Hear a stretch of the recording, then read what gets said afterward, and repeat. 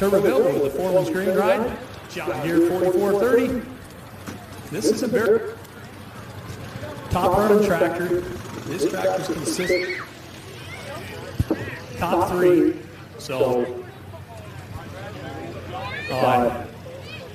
again, we have to kick it, throw it. I always blame my mic not working on the metal plate in my head. I can't speak for Dave, but we've had a little mic issues this afternoon. He's got another one up there. Hopefully we can get one working for him. Yeah, but now I'm on a cord. What happens to that? Give me 15 minutes, I'll have a wrapped around my neck, and you see me up here turning purple. Don't tell my wife, because she won't pay not take it off my neck. When you get real quiet, we'll look at you and make sure you're okay. If you give a wave, you're good. If not, somebody bring out the EMTs. But these tractors here, these guys are running roughly 15 to 1,700 horsepower. You're going to see, depending on where the sled's setting, we're normally running second gear, 3 to 4 weights. I believe there's 4 weights in the box there. They're 1,600 pounds apiece. So it'll be a strong run here. I expect to see 31, maybe 32 mile an hour out of this tractor. Fred's a good hand behind the wheel, so I know he has what it takes. But sorry we didn't get started quite as early as we wanted. We wanted to get started about 5:30. But we took a couple minutes and introduced the people behind the scenes here. The guys that you never see, the ladies you never see. They put in countless hours, and we really appreciate all their help. Well, it's quiet here before we get started. Can we get a hand for all of our volunteers here, ladies and gentlemen? They put a lot of work into this thing. They were out here yesterday putting in the hours and got a beautiful track here for us. We ripped it up, added just a little bit of water to it, not too much. And so we should be in good shape here. And a lot of classes, a lot of equipment here coming to us tonight. We've got a pile of them here in this class here. We're going to start with Fred Yago with the foreman's grade. It's always something. Lucas Criswell from Lewisburg with a showcase. He hasn't been out in a while. Good to see Luke back. Jeff Brinegar with Winfield with a red log. Luke Gladhill, the points champion of East Coast. It's a 466 East Coast tractor from Union Bridge, Maryland with Weapon X. Bill Connors from Fawn Grove, PA with a buzzard bait. Terry Tanner from Nick Shikshini with a worst-case scenario, our points leader at the time. Brad Kramer from Milton, PA with a fence row deer. I believe he's number 2 in points right now. Brian Morrison from Street, Maryland with a shed shaker. Nelson Harding had a bunch of wins in the East Coast this season, coming to his Pine Grove with a good-looking, good-running Ford. He calls a road gear road crop. Matt Houck, Rayer Goldberg from Old Red. Matt Siddall with a 47 Express. Paul Richardson with Alice Chalmers. Hey, John Dietz, there's an Alice Chalmers here. Get all excited. It's got an 8.3 Cummins in it. You'll really like that one. And Mark Culberson with a Ford to round out our hot stock class. And we've got a lot of good iron back there in the pits. So it's going to be a whale of a night here. We're going to start off with Fred Yago. John here, he calls It's Always Something. This is a good-looking, good-running, clean tractor. If you're looking to buy a tractor, this tractor is possibly for sale. So if anybody wants to step up into the hot stock ranks and come out here on a Saturday night, give John Foreman a call. He's got his new light pro stock coming. So this tractor is expendable. So if you're looking for one, stop up and see these guys.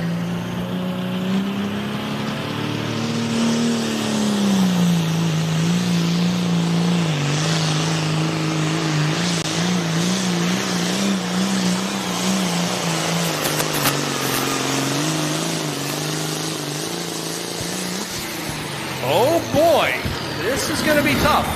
Our track crew is going to have to make a decision. 361.05 at 29.8. I know Fred likes it, but we got some heavy hitters back there. I don't know. We'll have to let these boys have a little bit of a talk.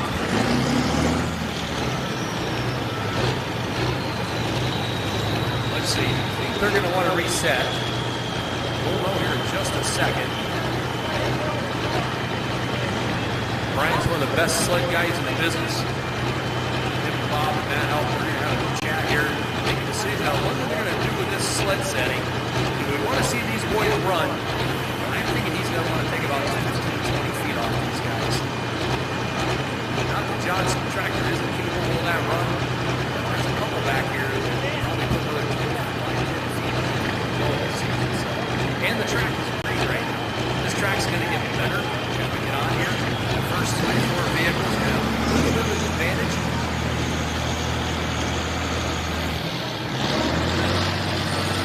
Oh, Let's see.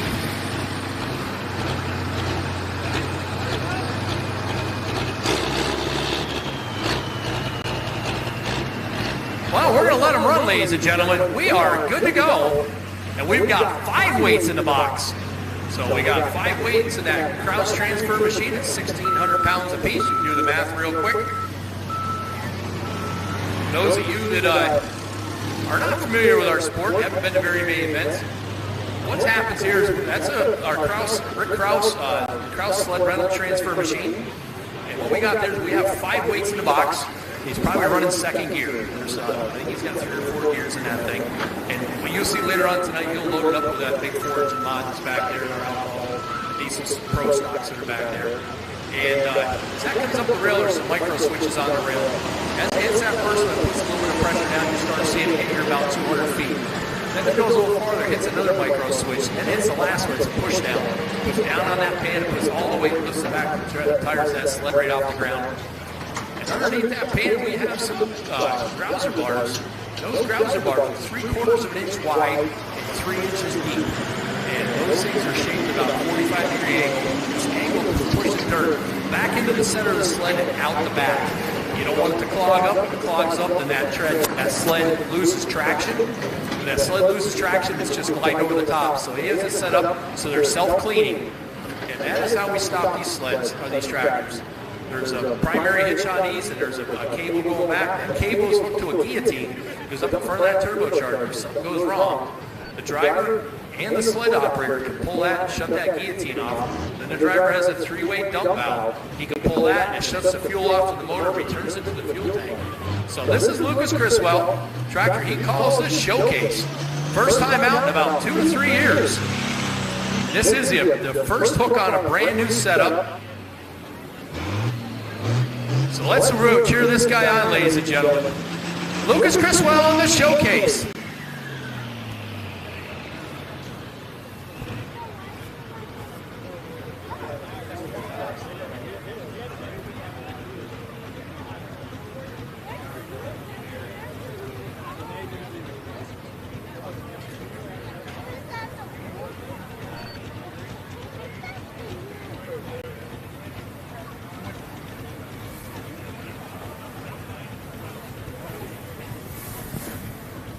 When you put one of these together, he's been a couple of years putting this together. With case trackers, there's only a few machine shops that do the work, and the backlog is terrible. I had a case, I sold for that reason. It takes a lot of dedication to get these case trackers to run like they do now, and to find a machine shop that will do the work and understand what you're asking for. These guys run looser bearings than what you'll find on your John Deere's or your Internationals. And you tell a machine shop that, they look at you like you have 3 eyes. But you need that to get the oil flow so the bearings don't tighten up. So it's a whole different deal getting one of these things to run the way you see them running here tonight.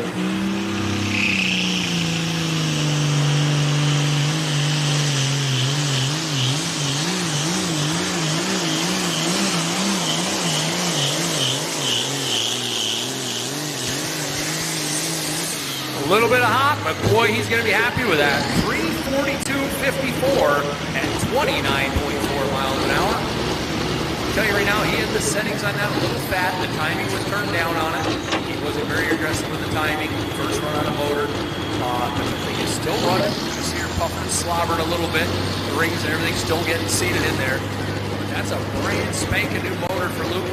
And I know he's smiling from ear to ear because it's still running. He can drive around the trailer.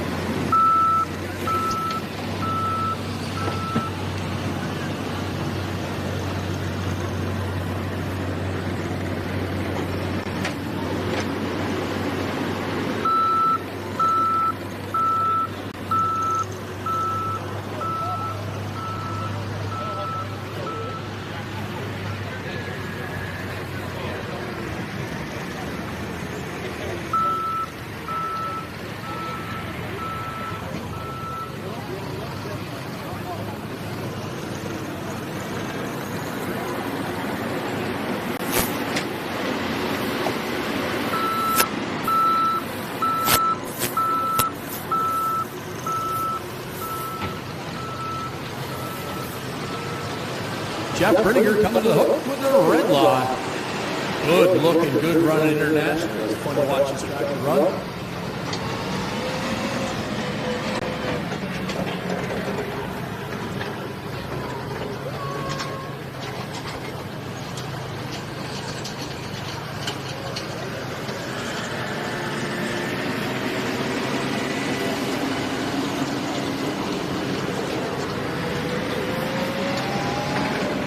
This class runs a 3 by 3.5 inch turbocharger, allowed up to 24.5 32 double cut tires. Most of these guys are running Firestone tires. See a few pro pullers out here. You can run 20.8s if you want. I have them on my personal. Everybody has their personal preference. One of the issues I have is I don't have enough gear. I make up a little bit of gear with my top. That microphone is just not going to work. So I make up a little bit of gear with the tire size, gives you a little bit more ground speed. But these 24.5 32 really work well. So this is Jeff Bridiger with our red line.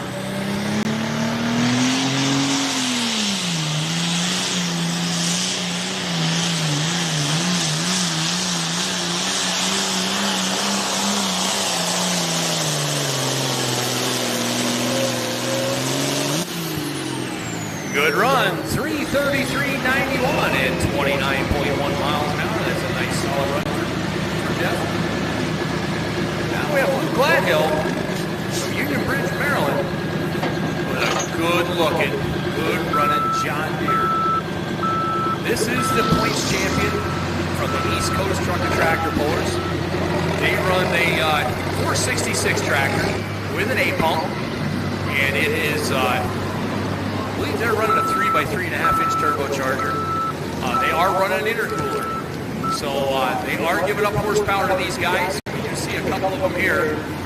Brian Morrison's tractors, they're here tonight. We have an Oliver here. We have an Alice Chalmers here tonight. And these boys can really put on a show.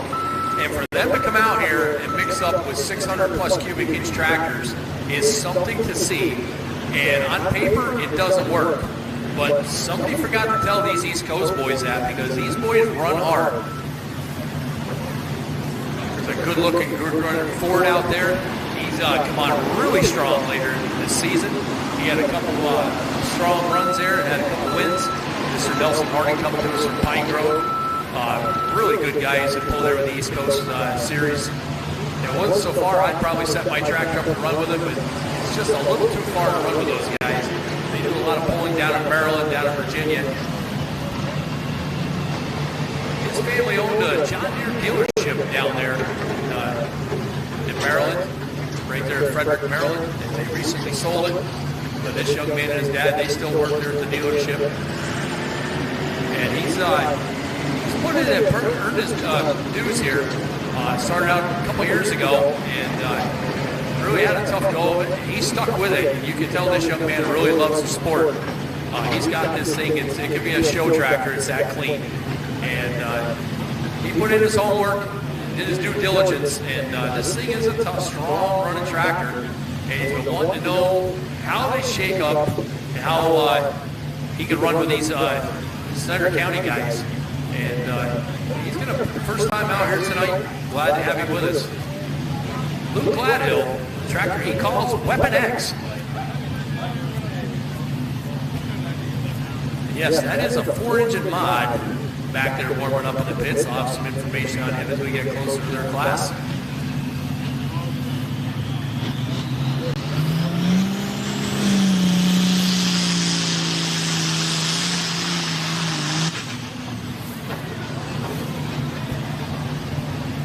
Well, we avoided near disaster there. The sled did not hit the barrier, I don't believe. And that's the fastest I've ever seen a flagman jump and run. Did a phenomenal job. Let's give that flagger a round of applause, ladies and gentlemen. He can join the Olympic team here. That was pretty slick moving right there.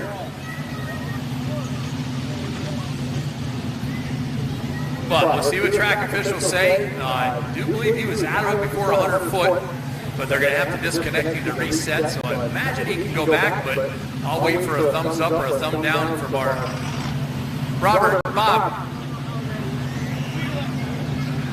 Bob, is he coming? Is he dropping or is he done? He's done? All right, he's done. Out of bounds. All righty. That is tough luck, ladies and gentlemen. That is not what that young man wanted to see happen here tonight.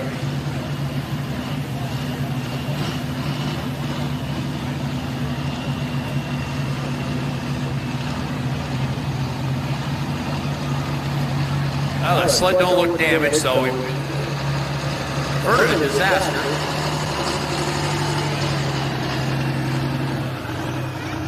Bill Connors, Fonropier with the Oliver, 21.55. This is sporting an 8.3 Cummins. Really curious.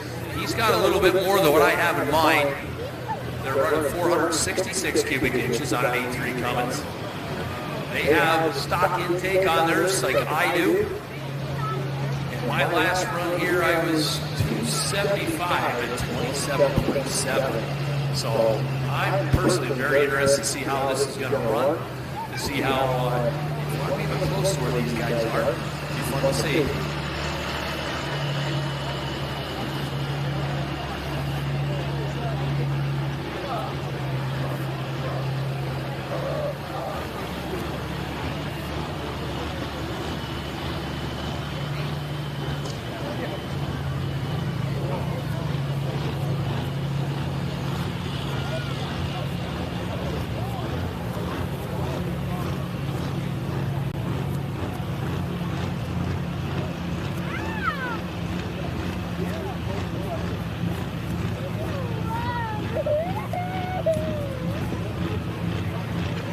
Attention to the pits.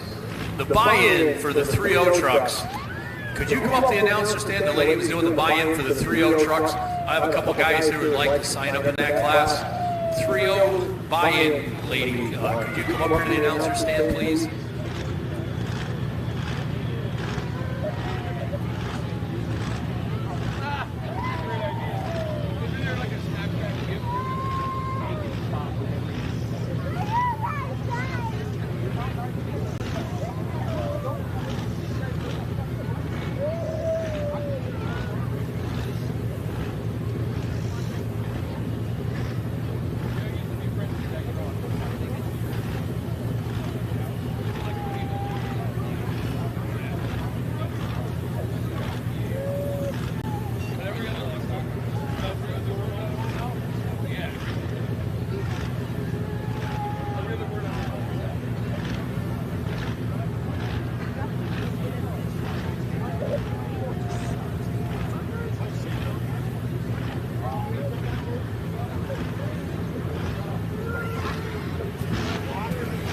Ladies and gentlemen, this is the Buzzard Bait East Coast 466 tractor.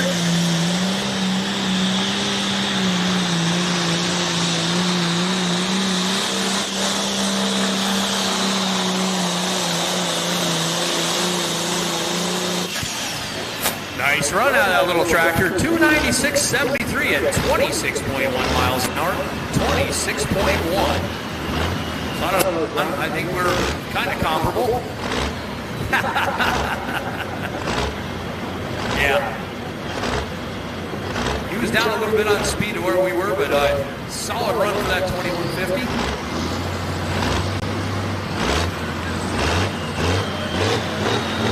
Okay, ladies and gentlemen, the guy that's been sneaking up the show all year is in the hole, Mr. Terry Tanner, with a tractor they call the worst case scenario. A big block case coming at us here, and this is one to watch. This is the chain mover, ladies and gentlemen.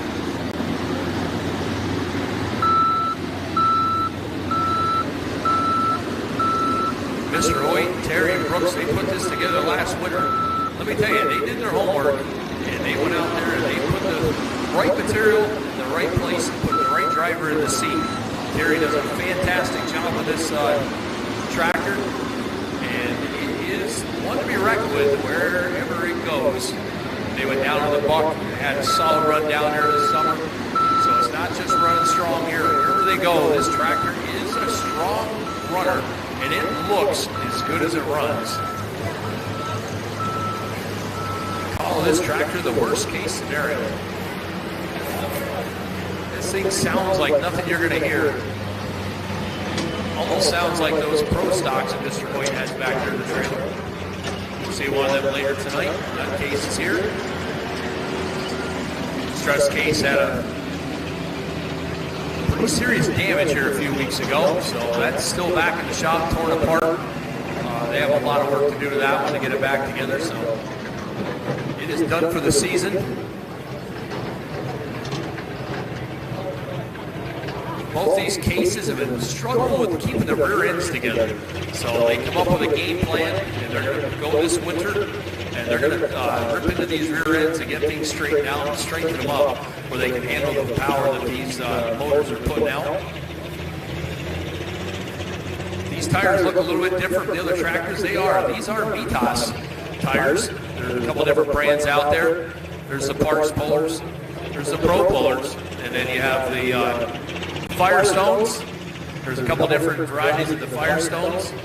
And these here are the Vitas tires. Just a little smaller cut.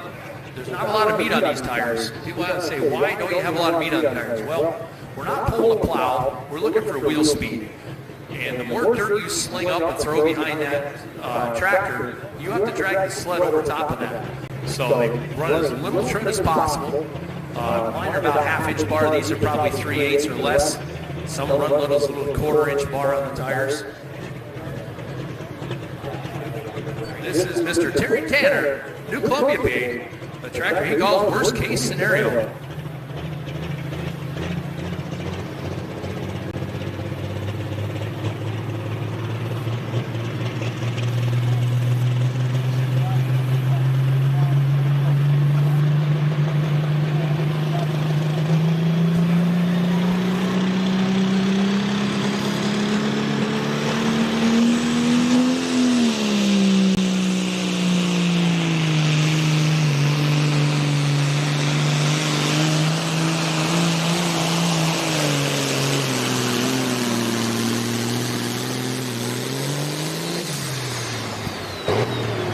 He had to beat 342. We've got a new leader. 375.50. Had to beat 361. 375.50 at 31.5 miles an hour. Tension in the pits. All 3-0 pullers. Please come to the announcer stand. All 3-0 pullers. Please come to the announcer stand. They want to have a meeting up here with all 3-0 pullers. The announcer stand, please.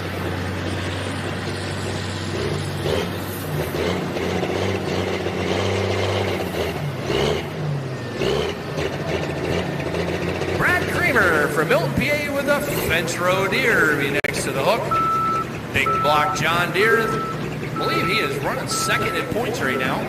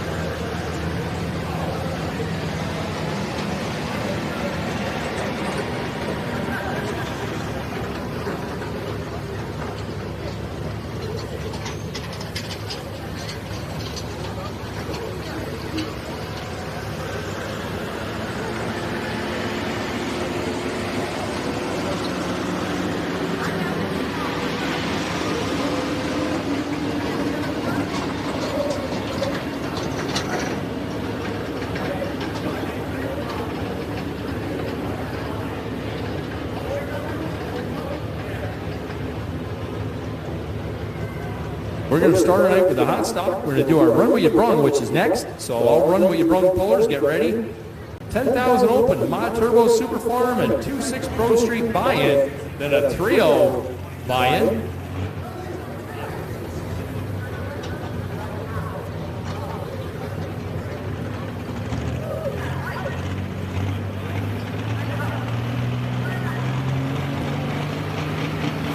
Brad Kramer in the Fence Row Deer, ladies and gentlemen.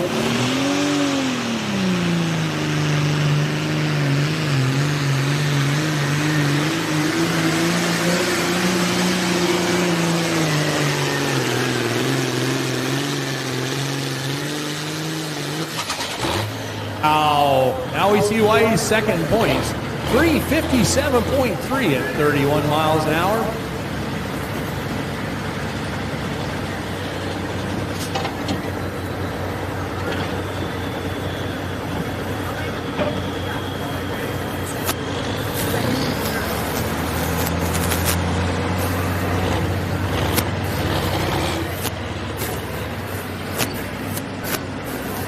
Solid run out of him.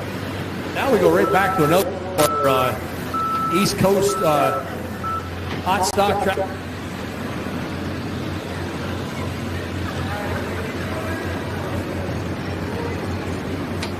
Stupid microphone. This is another one of our East Coasters. Brian Morrison with a shed shaker. This is another strong run tractor that pulls on the East Coast. 466 cubic inches. Running an intercooler. But nobody's sold these tractors. They can't compete with these big blocks. And they shake it up really good. And I do have some good news, folks. That gorgeous Weapon X John Deere, he is coming back at the end of the class. He had not crossed the 100-foot mark when he let off the throttle. So he will have one more attempt. He will not have two attempts. He'll have one attempt when he comes back. That'll be his second attempt. So he will be back at the end of the class. So our officials got together and came up with that, which I wondered, because I saw from up here he had gotten out of it, but he was cross-eyed out over the line. But because he was short of the 100-foot mark, he can drop that and come back.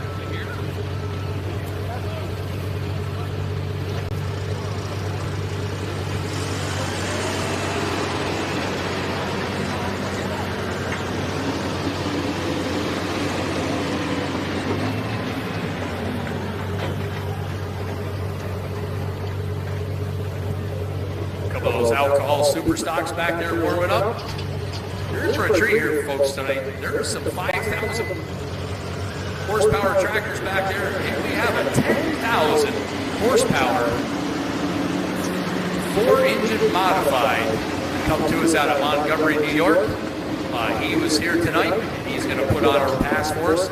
He runs the Grand National Circuit with NTPA and PPL, and it has been a class winner out on the Grand National Circuit, and they're here tonight to try a couple things for next season. They went out to the NTPA championships out there in Enderley and wanted to try something, and things just didn't go as they planned, so they're getting another test hook here tonight. So he is here tonight. Right now we have Mr. Brian Morrison with a shed shaker coming to us from Street, Maryland.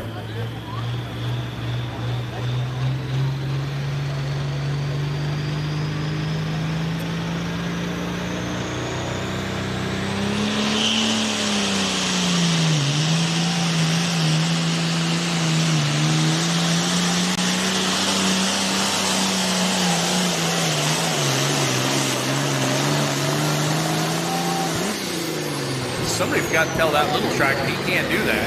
345, 75 at 30 miles an hour. Still don't know how they do it. Oh boy, does that run. Here we go. Another tractor here, Mr. Nelson Harding. Multiple event winner. Next to the hook. Tractor he calls the Road Gear Row Crop. Nelson pulled here with us this spring and was trying a few things. Things didn't work out quite how he wanted it to. It didn't have a very good pull. But as the season went on, he won multiple events back-to-back there on the East Coast. And I'm not sure, but I believe he finished second in points. Come on, really, really strong at the end of the season. So he is next to the hook. Comes to us from Pine Grove, Pennsylvania, down there at exit 100 off 81.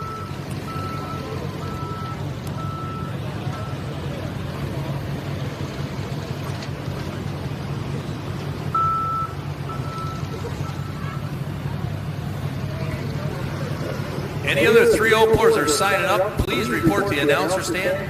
Any 3-0 pullers that want to sign up for the buy-in, please report to the announcer stand.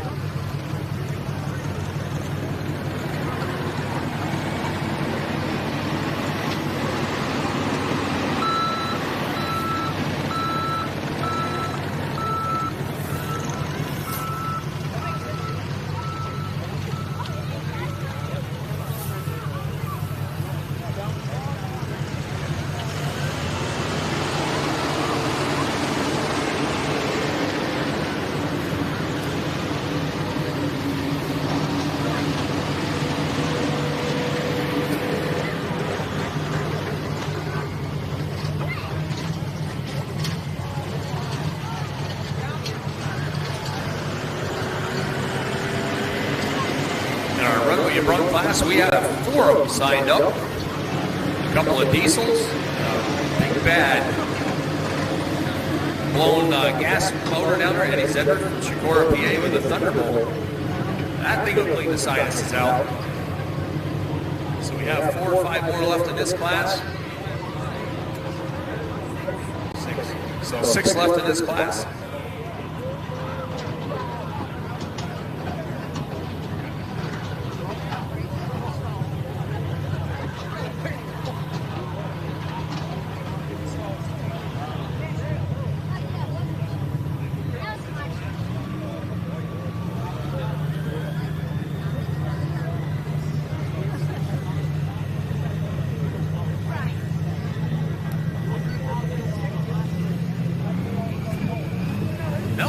In the Road Gear Road Crop, coming to us from Pine Grove, Pennsylvania.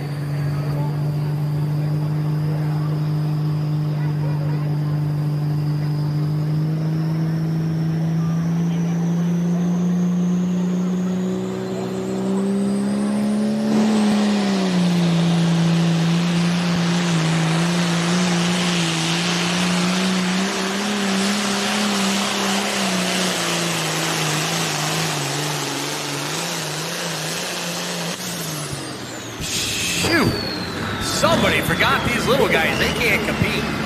369.05 at 32.1 miles an hour.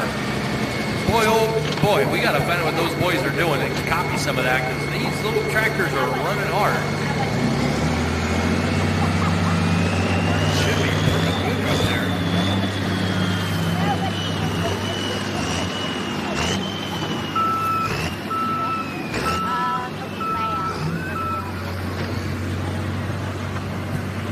That's good enough for second place right now, according to my math. Boy, oh boy, that old girl is running hard. Mr. Nelson Harding. Matt Houck from Middleburg with the old red. Is he in the hole? Who is it? Who's hooking? Who's next? Who's going to win? Are you sure? All right. Got Matt's biggest fans up here. Little lady said Dad's going to put it on him here tonight.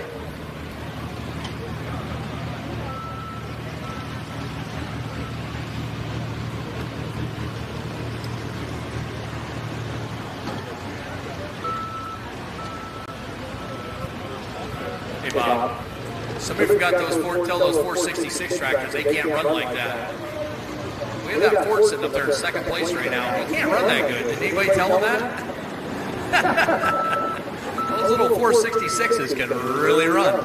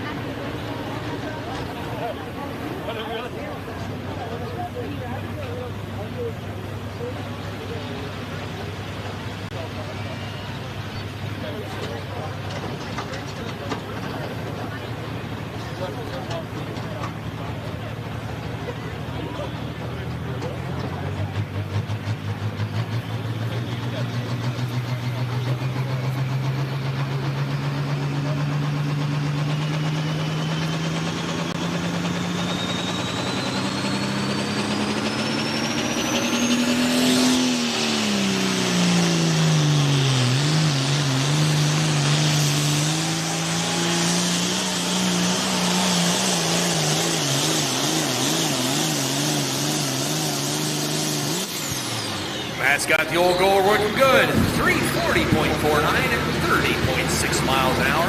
340.49 at 30.6 miles an hour. Matt's been doing a lot of wrenching on that tractor here the last couple weeks and finally starting to get dialed in. That's it all with a 47 Express in the hole. Another big block John Deere.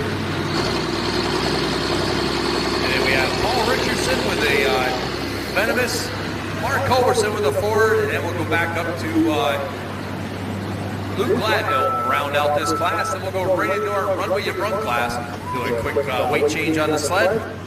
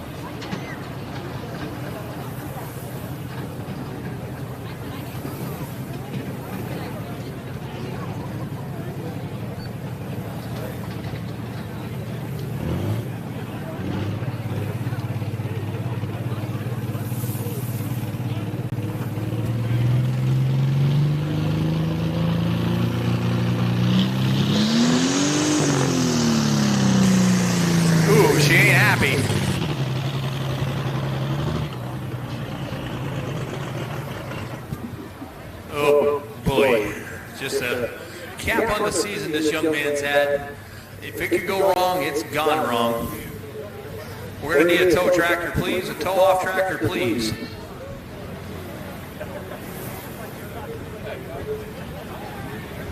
Ladies and gentlemen, let's give this team a round of applause, folks. They've been fighting this all season long.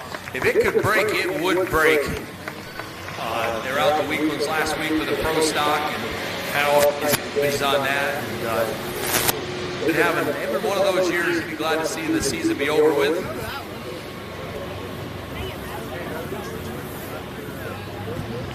Bunch of mod turbos still rolling in here. They got a little bit of time. There's still 2 classes to go. These boys like to wait till it's time to show up. Time to hook, they show up, hook, load up, and leave.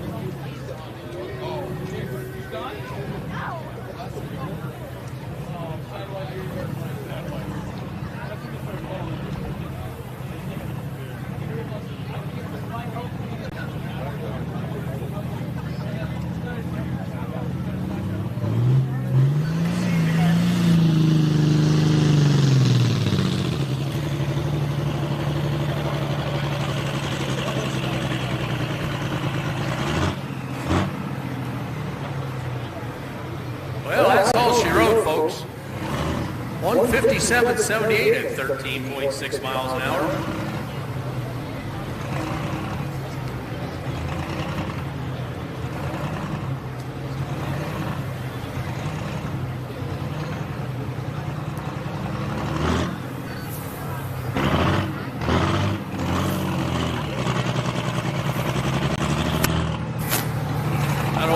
Just is not happy.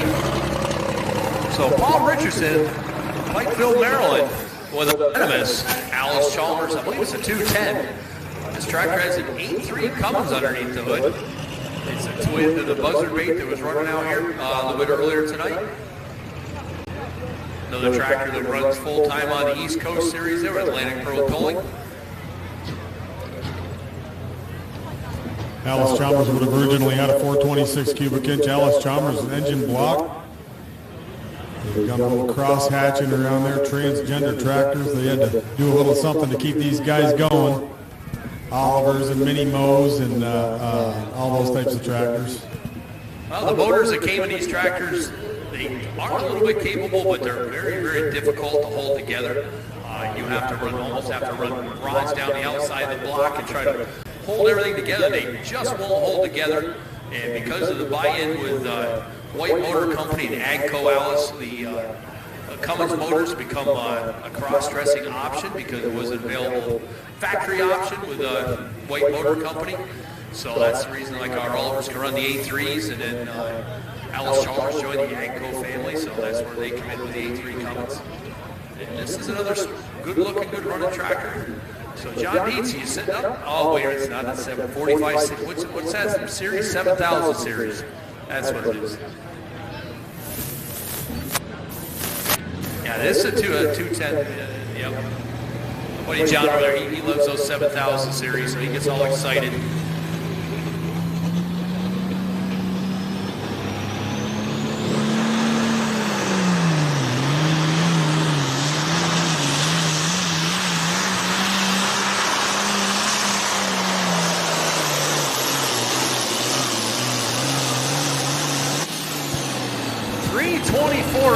For at 28.9 miles an hour.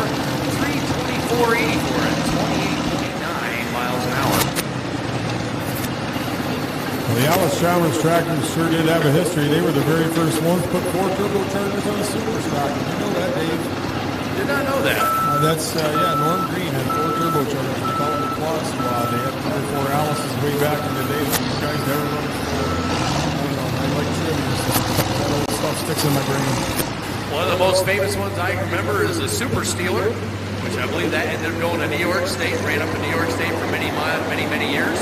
Then I think it ended up out in Illinois as the Blackjack, did it not? Is that the one that ended up out there with the Blackjack, or was that something else? I think actually the Blackjack, if I'm not mistaken, was it actually came from the Country Dude. It was one of the Country Dude's last tractors that became the Blackjack. I saw that on one of the YouTube videos. Hank Camillowitz ended up with the Super Steeler, being the Super Alice, ran up there for many years. He's made another one I haven't seen but a couple of times called the Beast. He hasn't been out with it much. But was a New York champion way back in the days. One of the prettiest Alice Chalmers ever built, D21. And there was the old Black Witch. That was his famous tractor up there in New York State. And there's that guy from Virginia, I believe he was from, ran a super farm up there for a few years. And that was a solid, strong running tractor. And then when I saw it up in Norwich, I was announcing in Norwich, and he blew the transmission and put that block all over the track. But just another problem with some of these tractors. You thinking of frustration? No, it wasn't that one. He was down south somewhere, and he had a place up in New York. He came up in the summertime, and he campaigned up there in the super farm class. If I see Brett Naylor here, he'll be able to give me the name of that tractor. It was a strong run tractor. This one here looks like it may be out of the forestry stable. Yep, this is Mark Culberson.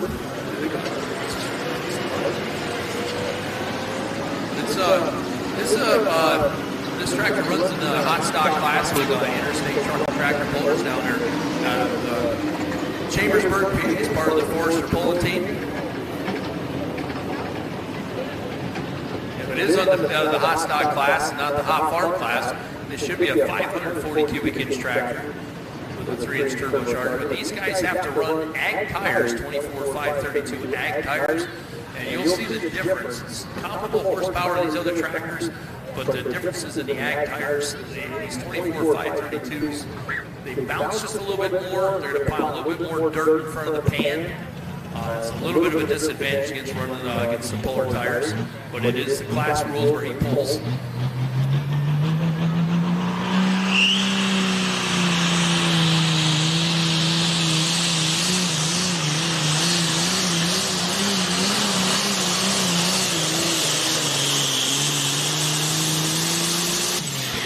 Solid run, 3:35.58 at 30 miles an hour.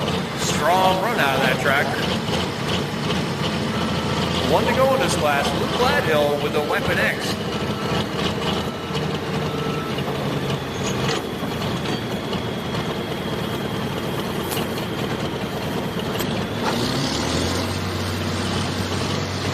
Luke's coming from Union Bridge, Maryland.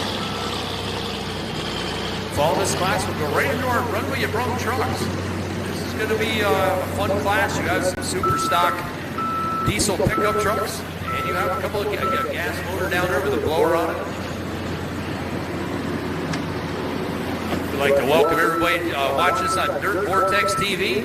We are live on YouTube, Twitter, and TikTok. There we go. Chase me happy I got it right for once. But it's brought to you by CS Polling, Mr. Chase Steinman. He is the owner of Dirt Vortex TV. He's got a crew in here.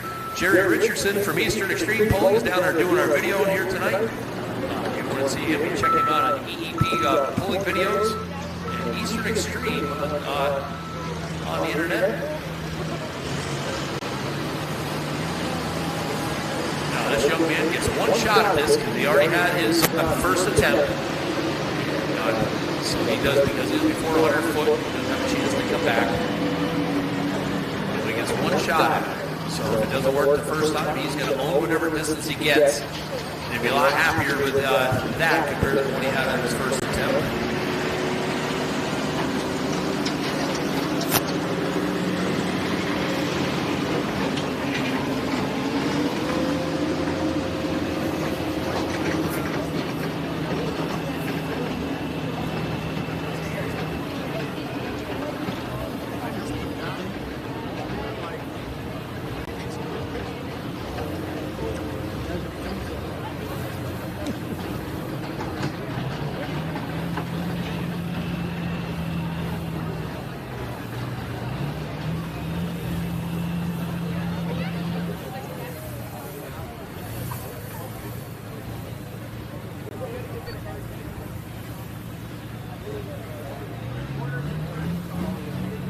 So this next couple classes coming up, anybody wants some earplugs, get down there in the CS Polling or down here underneath the announcer stand here.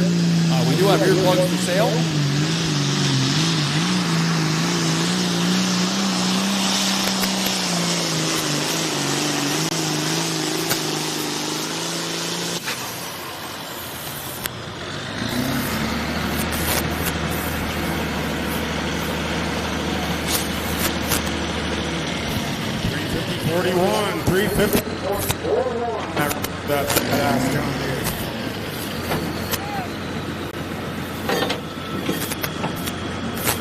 That's a solid run for Luke. I am sure he is tickled pink with that. He was very disappointed first pass.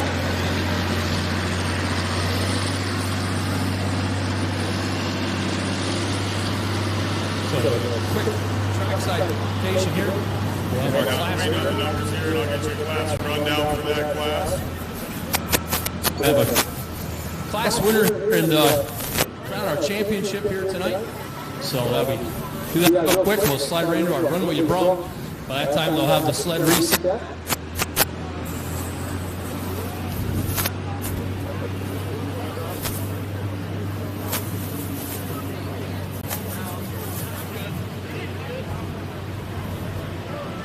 All right, a quick rundown on that class. In fifth place was Luke Gladhill. Third place, Fred Yeagle for the Farmers Green. Fourth was French Rodeer. Sorry I missed that. The second was Ford Road Crop. And first was Terry Tanner, 6 shitty on the worst case scenario. Case is cleaning them up today.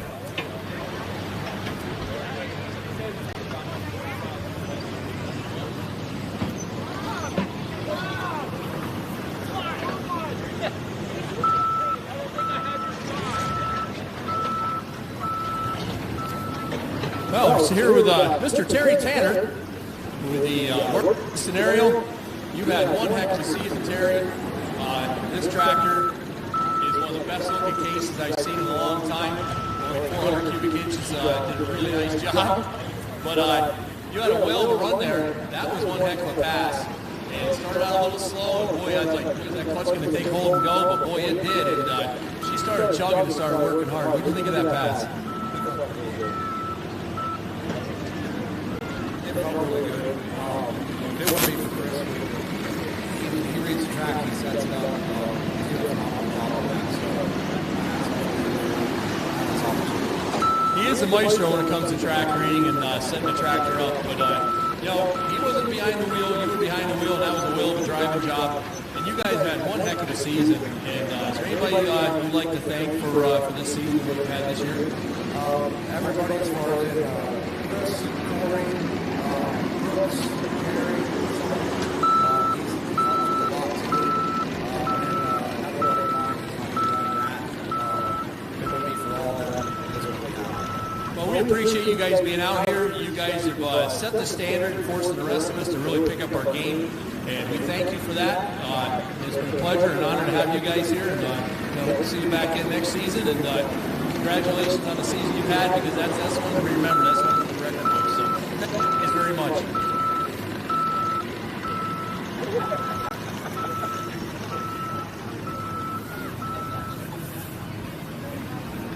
Can we get a round of applause for the Hoyt team here? Terry Tanner in the worst case scenario, ladies and gentlemen.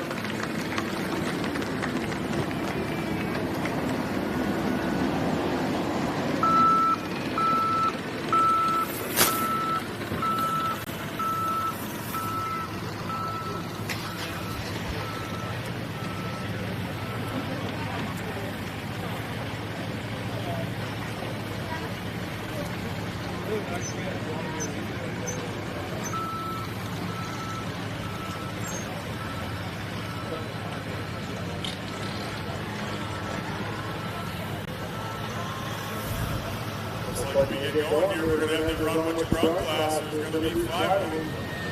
5 run what you brung, and then we're going to have the 10,000 open. That 10,000 open class, folks, is going to be good. There's alcohol super stocks out there. There's a Grand National 4-engine mod that they had fired up here just a little bit ago. I tell you what, there's a heck of a lot of horsepower here in Summersville, Pennsylvania this season. And remember, down here again, we do have some earplugs. This 4-engine modified and this Eddie Zedrick four-wheel drive pickup truck, they are blown motors. Blowers on them. They're extremely, extremely loud. If you have anybody that has sensitive ears, kids or anything like that, right down at CS Promotions, we have some earplugs down there. But at least stick your fingers in the ear, because you guys here in the front row, you're going to feel it in your chest when that 4-engine mod comes through. And about 3 minutes after he goes by, you're still going to have dirt falls. Whichever way the wind's blowing, there's going to be dirt falling. If you've never seen one of these things run in real life, it is a treat. So he is down here from Montgomery, New York. So if you ever watch Orange County Choppers, that's where the town where these guys are from. So they know how to build some horsepower up there, and it is going to be a whale of a show. But right now, we have our Runway and Run class. I believe there's a Pro Stock 4-wheel drive diesel. We have a couple of our East Coast diesel trucks. This Miller Newswanger here, this is a Chapter 11 truck. He's running a 3.6-inch turbocharger.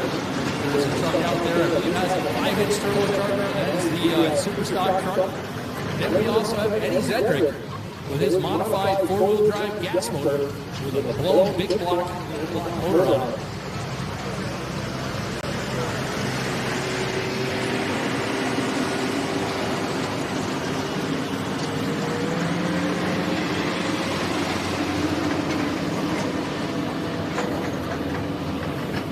Mod Turbos, Mod Turbo Tractors to the scales. We are running you guys next. It is a points class, so we're running mod turbos next. All mod turbo tractors. I know the Forester boys just showed up, but we need you guys to get a tech signed in and across the scale. We are pulling you guys next because that is a points class. We got to make sure we get our points classes in here first, and then we'll be running our 10,000 opens. So we'll have to wait just a little bit for that. But we have a mod turbo come up out of Virginia. There's the Forester boys come up out of Chambersburg, PA, plus all of our local mod turbo guys. So this is Norman Newswanger with a Chapter 11.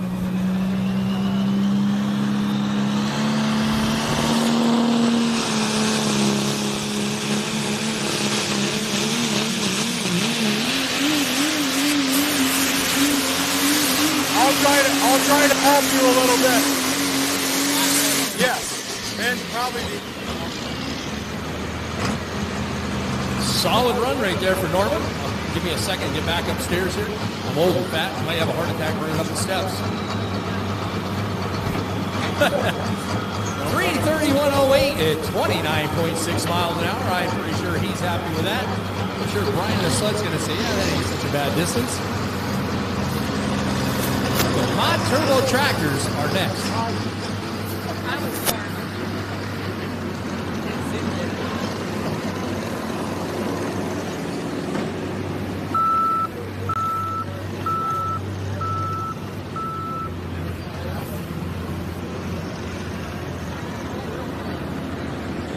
Attention to the pits, all mod turbos to the scale.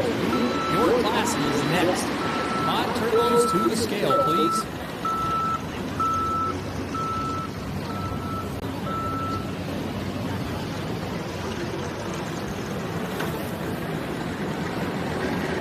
Tyler Bagley from Montgomery, PA. He calls Control Chaos.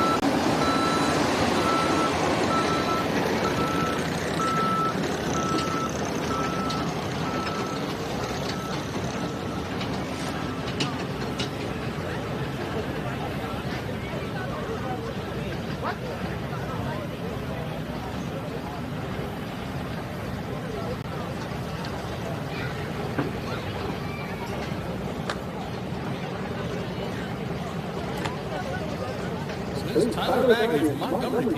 Control Chaos. I don't know anything about this truck.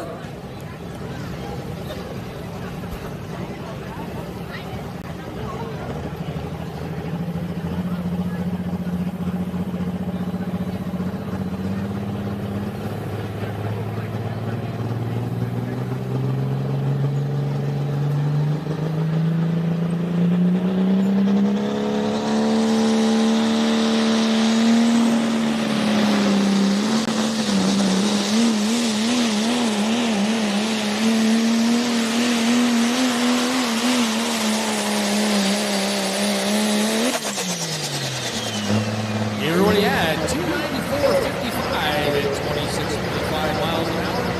294.55 at 26.5 miles an hour.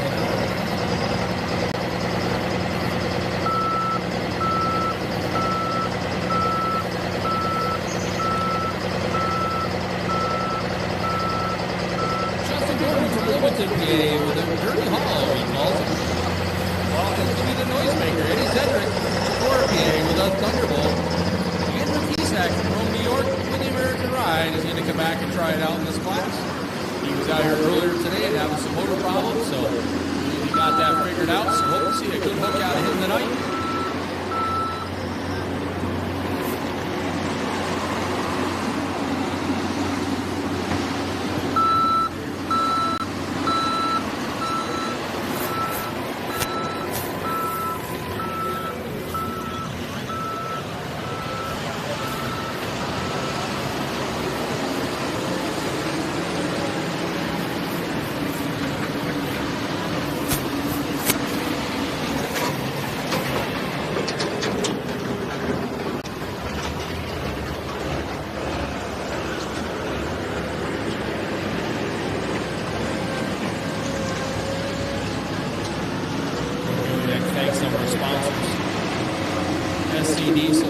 Auto Machine Shop, Stevens Feed Mill, Turner's Garage, Turf and Trail Equipment, White Springs Repair, White Knight Fireworks, Zoom Septic Services,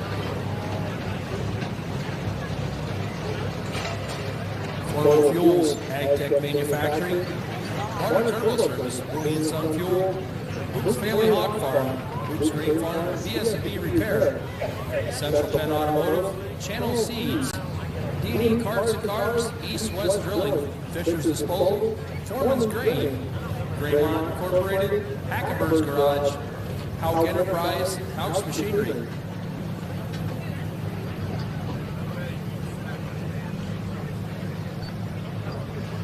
So Justin Gordon, the truck he calls Dirty Hall, coming to us from Loganton, PA. Do believe this is one of those pro stock diesels? Should be a 5-inch turbocharger on this truck.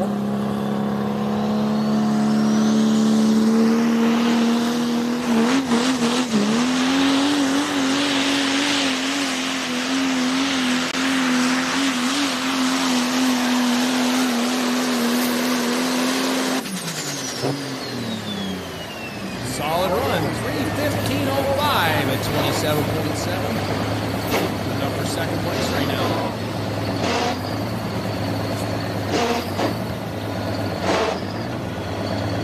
I wonder what he's doing pedaling the throttle down there. He's trying to get traction, trying to get that thing to hook up.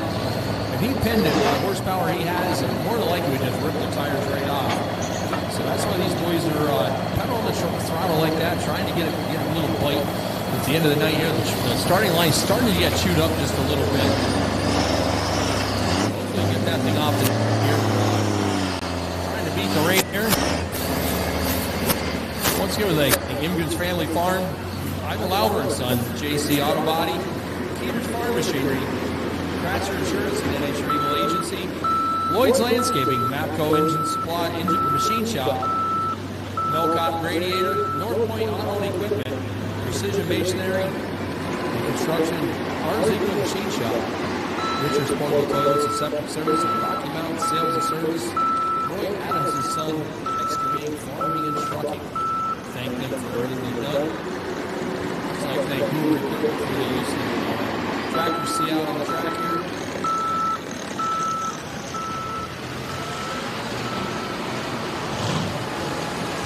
These Coyotes are doing a nice job.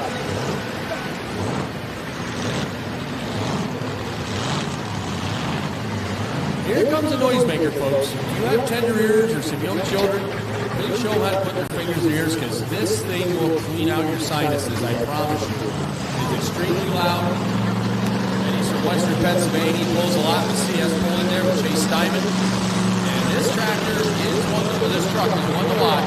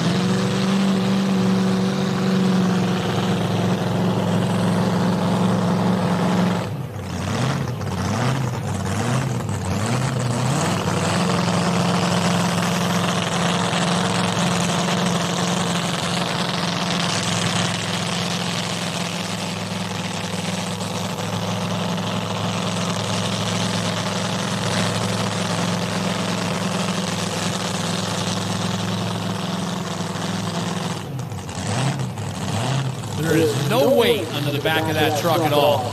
You can actually go back one person, pick it up, and throw that truck sideways. And they're a bugger to back up because it transfers all the weight. You'll see different times they come up and hit the brakes fast, the back tires can bring up off the ground. So this is going to be a loud one, folks. This is an NHRA pro stock motor under these things. It's extremely loud.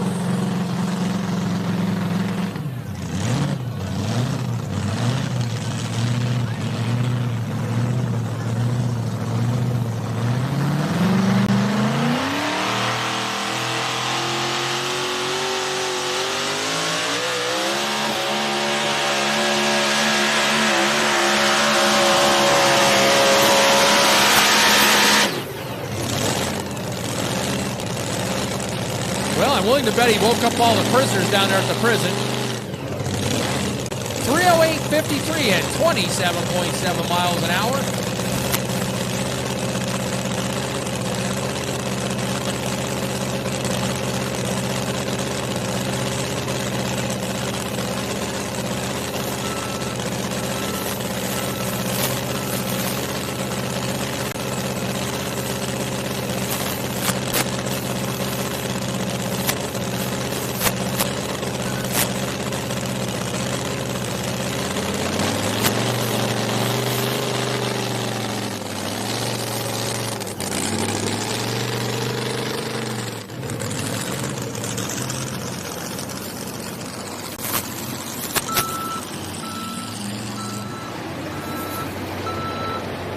Bet all those prisoners down there at the prison down there saying, what in the heck was that? Sounded like a beast coming through the walls. You think that was loud? We have four of those motors on it, in excess of 2,000 horsepower piece. He told me when he runs NTPA, he runs 45% on his blower, and he still put out 9,000 horsepower. When he runs with PPL, he can 75% overdrive on his blower, over 10,000 horsepower. So that is coming up yet here 2 classes from now. We have one left in this class. Andrew Kisak from Rome, New York. William Ride.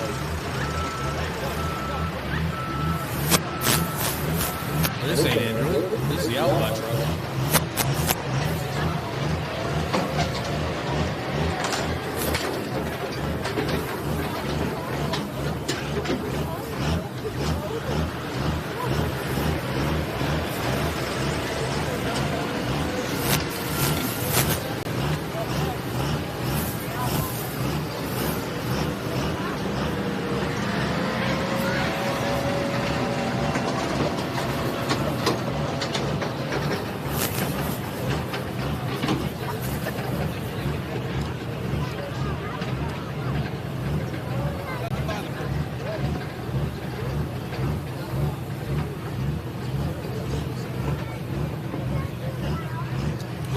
Zimmerman from Leola, PA with a truck. He calls the Outlaw.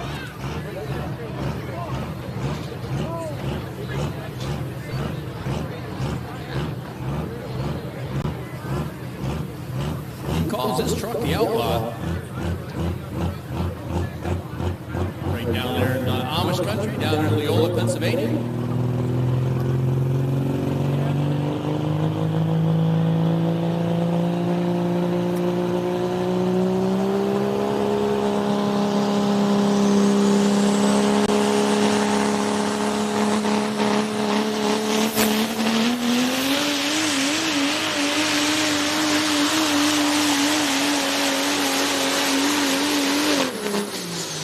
Solid run for Kervin. 3:14.11 and 27.5.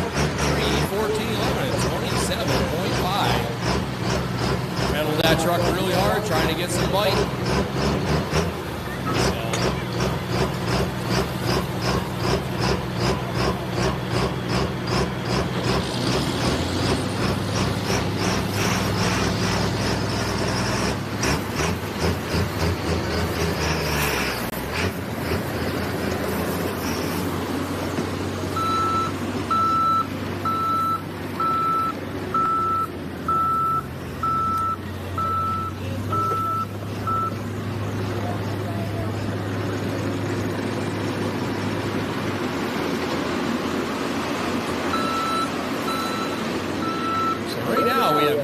Out front there with a chapter 11 at 3:31.08. Justin Gordon, 3:15.05. Kervin Zimmerman at 3:14.11 at 27.5 miles an hour. So that's our top 3 right now.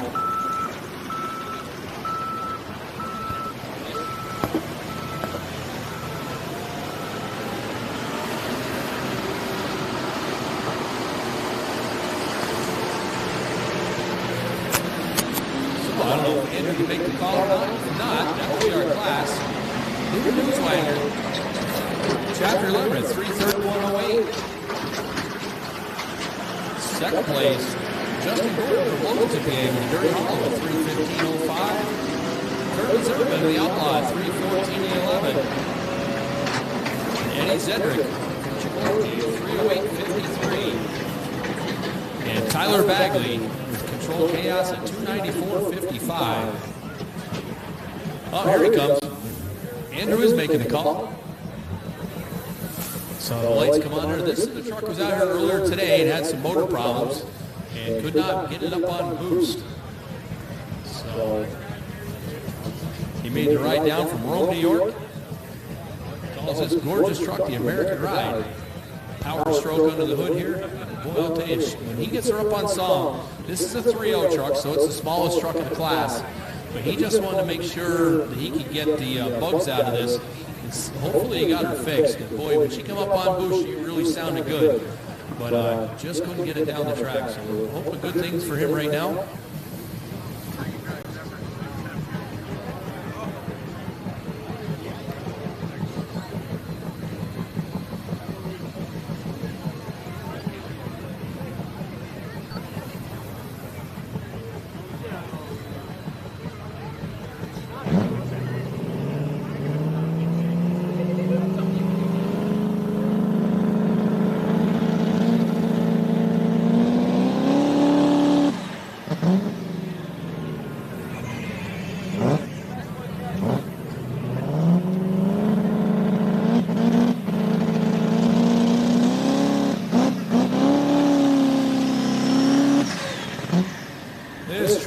Just not happy.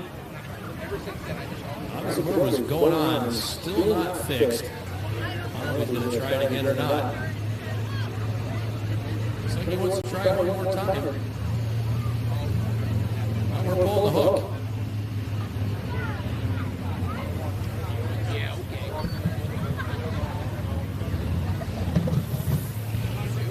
Now you get to watch the smoke show down and these mod turbos start warming up. These boys got a lot of timing in these motors, putting a lot of fuel in the motors. So we're going to make a quick sled change here. We got one whale of a class of mod turbos coming at us.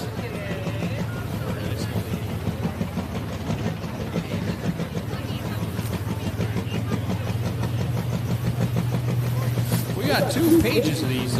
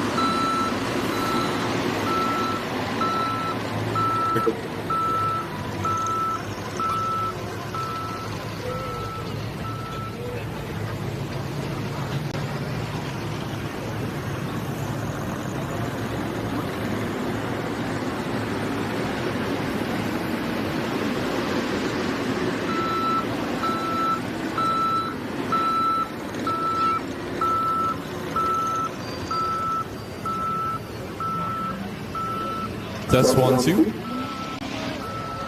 Here you now.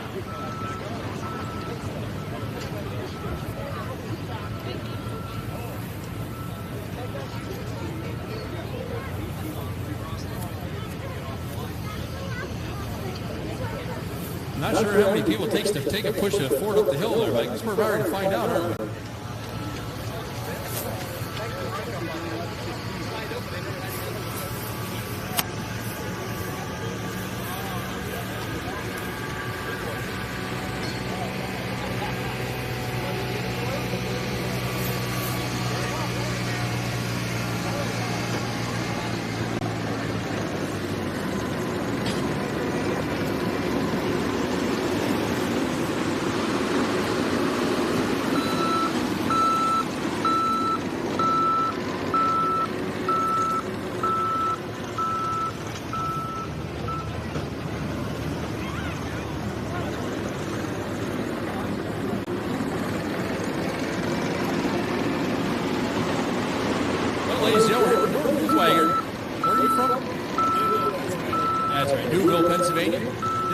the East Coast Points Championship champion this year, and this old truck's really been putting in the work this season, and come out here tonight and get some pretty stacked pickup class there, and kind of a small truck in the class compared to those guys, but you had one heck of a run there, really good out. Was it the hook position, or you just had the setup for the class here tonight?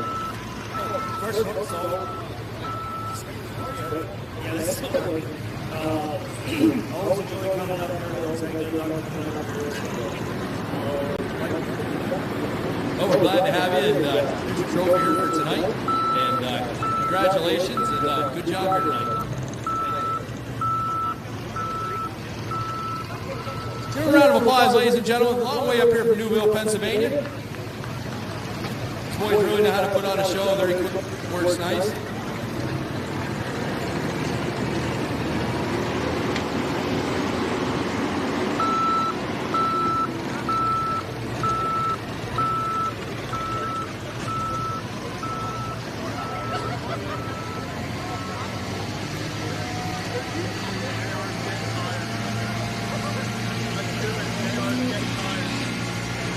Got that sled just about ready to go, and this is a fun class, ladies and gentlemen. 540 cubic inches. Most of these guys, the last I knew, were running roughly a 4.6-inch turbocharger. A couple of them might be running something a little bit bigger. They're running an 8-pump for fuel, running on 24/5/32 tires. Most of these guys are running Firestone tires in this class. This is a fun class. These guys run roughly, last I knew, right around the 25 to 28 horsepower range. They are restricted a little bit on that 8-pump, which cuts down the amount of turbocharger they can run. But these guys really put on a show. They run a lot of time. You're going to see a lot of fire out of these tractors. They're coming up on boost and they're rolling up back there. Motors are very durable in these tractors. I heard a story a little while back. These tractors had well over 150 horsepower on some of these blocks. Before they start having problems. They are running ag chassis on these trucks, on these tractors. They can run a tube chassis under the front, but they are running ag rear ends. They can run a component or a billet transmission and stuff like that. The ag transmission won't hold up. But they really put on a good show here. It's a fun class, very, very competitive class. This class is stacked from top to bottom. A couple of our Snyder County hot stocks are stepping up and running with these guys here tonight. So it's going to be fun to see how they shake out at it. Some of our Snyder County mod turbos are running with them here. The majority of these guys are interstate guys. A lot of these Fords come up from Chambersburg, PA. Teams here for us. So it's fun to watch these guys run and see what we go here tonight. So we're going to hold off for another hour or so because we really want to get to this next class behind us here. A couple of those buy-in classes. Those boys threw in $100 a piece in that 3.0 class, and they're going to split it. The winner is 300, 200, 100. So it'll be fun to watch those 3.0 guys run cash money here tonight. 2.6 guys are going to do the same thing. So we have a lot of iron back there yet to go. We've got to get through this mod turbo class. This is a points class, so that's the reason we stepped this class up here first. So hopefully the rate where we can see those open tractors run, because I'm really looking forward to seeing that 4-engine mod run. I haven't seen that run in a long, long time. And we have a couple of alcohol super stocks back there in the wings waiting to go. And I know we all like to see them run, so we'll get through this class here first. We're looking for our first hook. Who do we have up there for our first hook? Good afternoon. Coming up out of Greenville, Pennsylvania. The tractor is Colin Lee. He's going to be our test hook tonight. The mod turbo class are around 8,500 pounds. They come from all over. We got 13 tonight here in this class.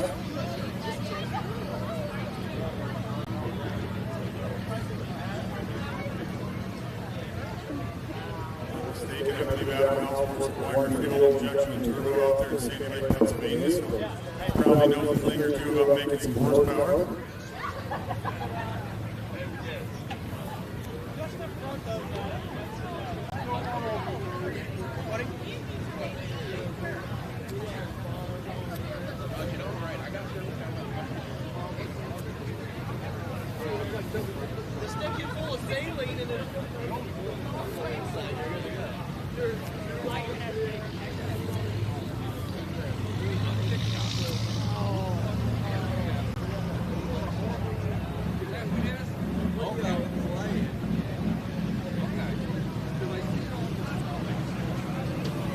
definitely not out of the house. This is Mr. Eric Everhart. This Eric's going to be your best hook this evening. Driver tractor he calls Hammer Down. He's out of Mifflinburg, Pennsylvania. 540 cubic inch, 8 pump. Any charger they want to whirl. Eric Everhart going to be your test hook on Hammer Down.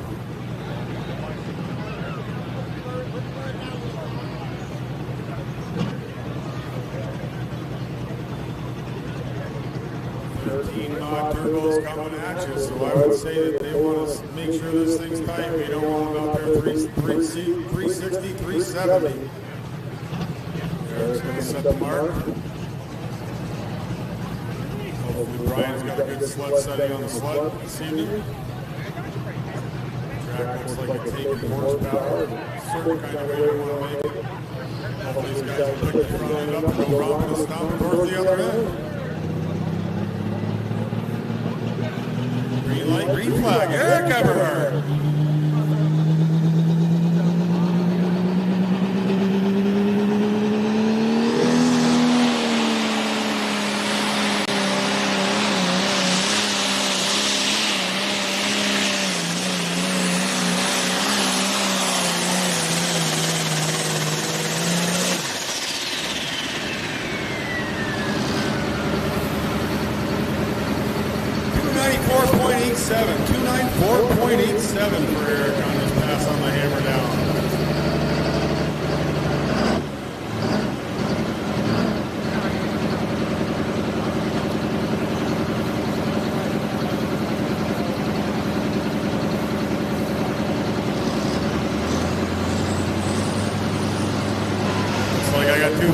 Looks like he's going to take it. We got a good sled setting.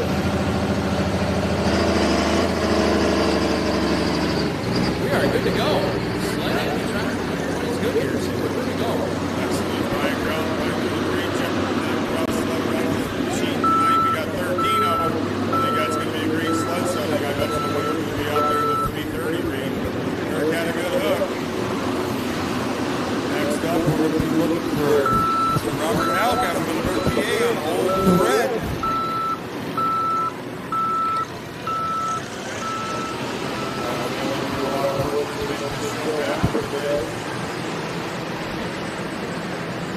Old Red, another 10,690.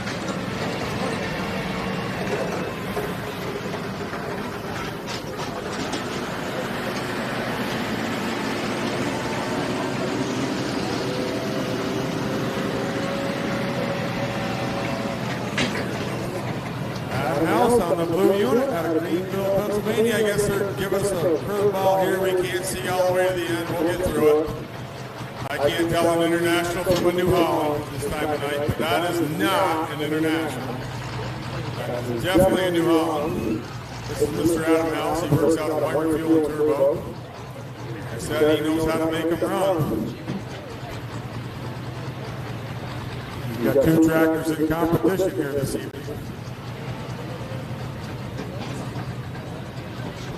Right now is out there at 294.87, 294.87.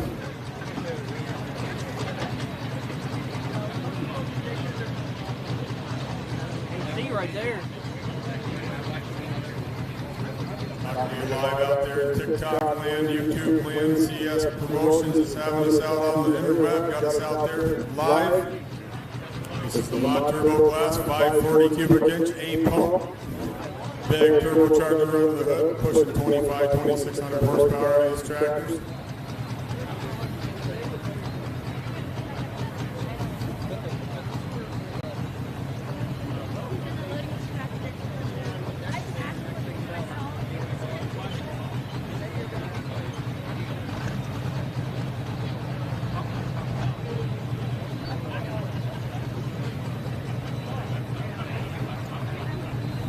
Green light, we got a green flag. Here we go with Mr. Adam House, blue unit.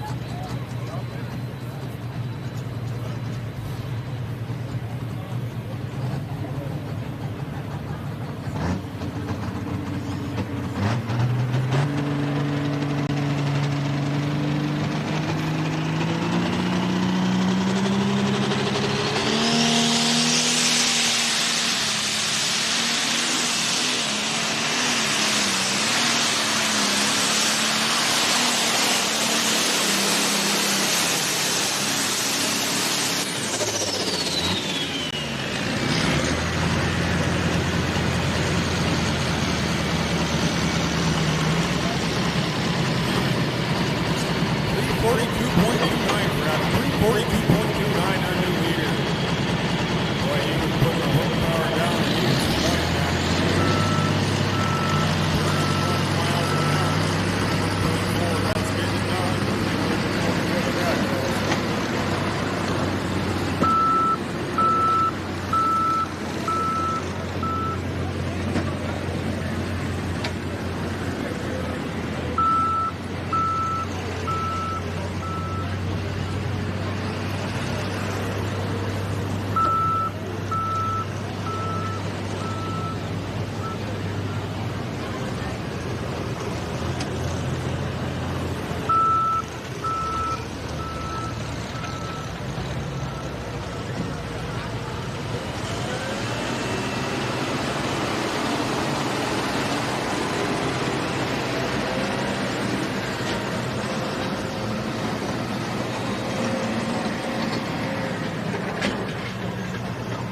We should be looking for Robert Houck, the old red.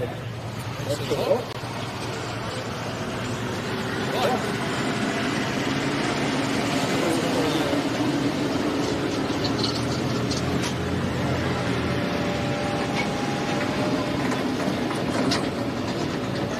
Whoever's next, let's get rolling here, fellas.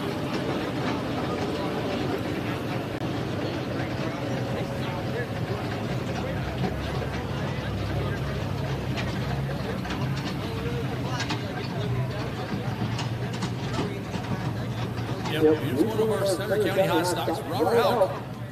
Next up with the old red. Dad's having trouble getting around the corner really just a little bit.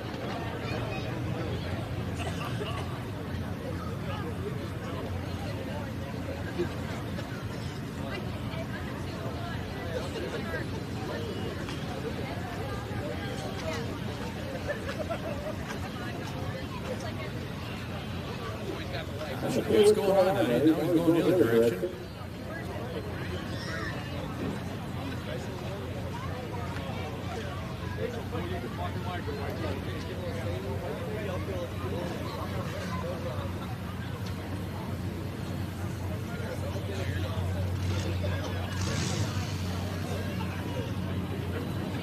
What'd you say? I don't know. He doesn't know. You're right.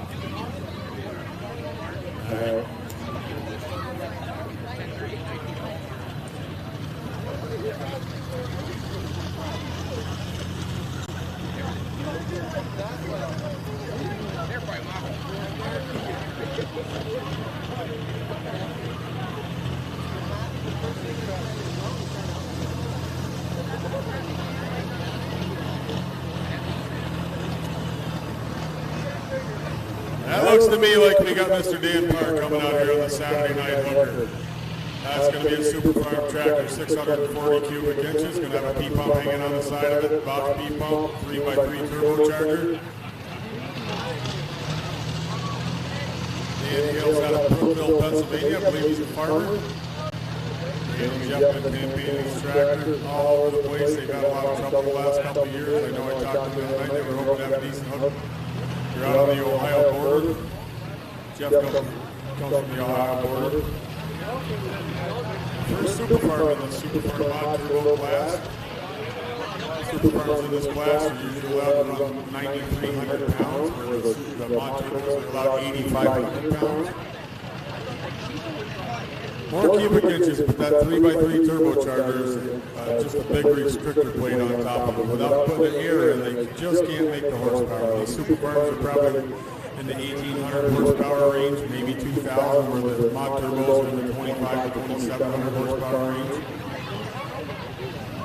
Same size tires.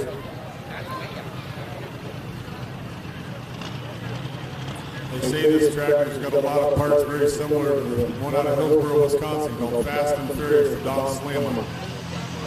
Very tough running super farm tractor.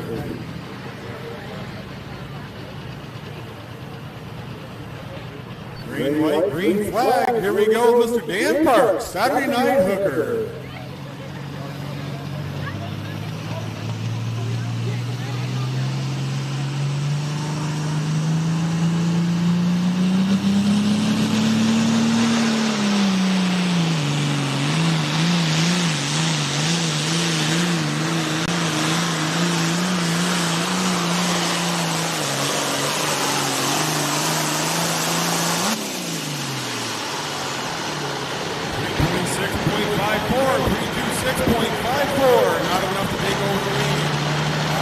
here at 342. It's a long ways to go, but that's a good run for that John Deere Super Farm tractor.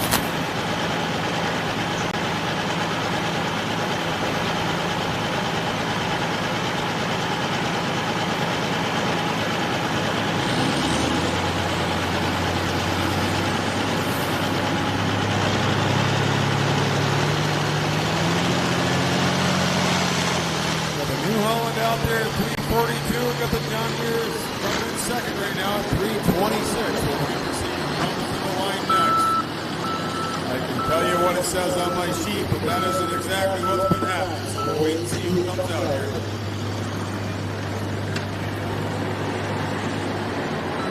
Should be looking for Robert Howe with Old Red, but every time we call for him, he don't show up. He's back there getting a hot dog. What's going on?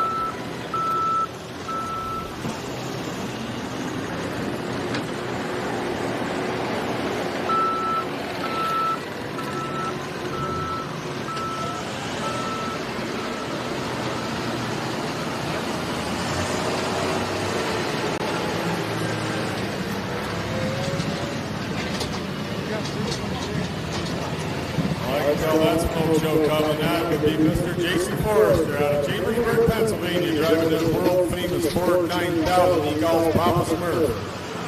This tractor's been down the track so many times they can't even count it. He's been over to Europe. It's one of the original Pullman tractors his father started with. Jason just about kind of carried the torch, but a multi-time champion.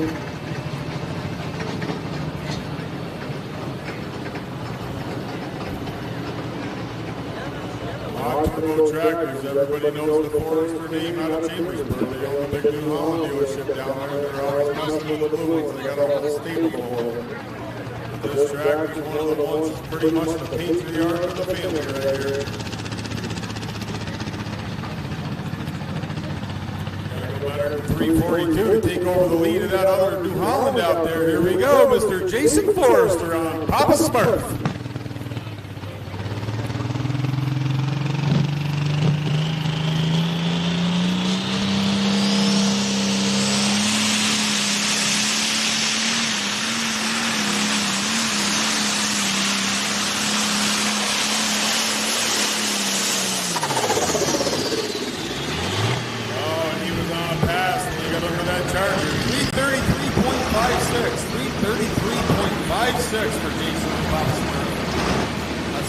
Second right now to that New Holland driven by Adam House.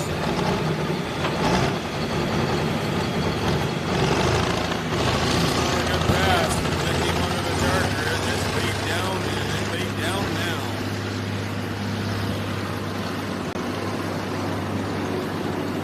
You should be looking for Mr. DJ Boop out of Mifflinburg on his High on the Hog mod turbo tractor. Boop family's been out here all day long making this show go. Got a whole fleet of tractors broke down at home. They got the High on the Hog and made a decent pass through here today. That's what we're looking for. He's going to go better than 342 to take over the lead from the New Holland.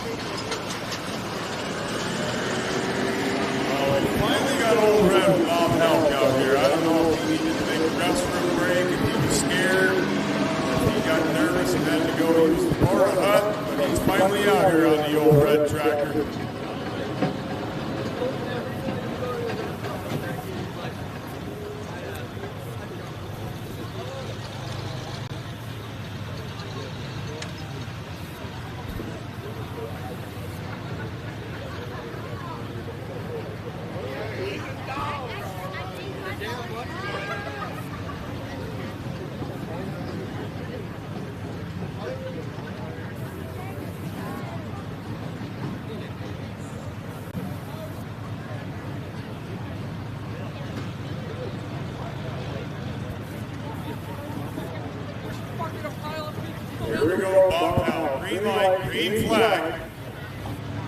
Old red for the old man.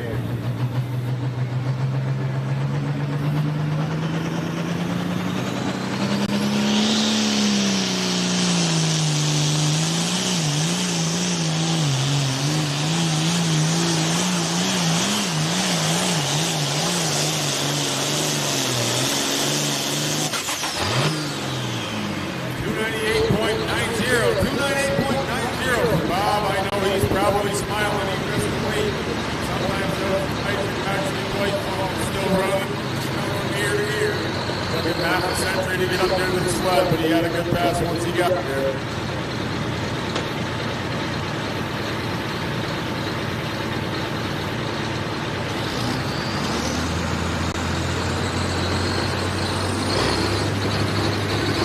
Folks to know out there on live TV that Bob Houck is the reason that I mispronounced him for the last half an hour. He's been screwing the whole lineup up. We're glad he was here.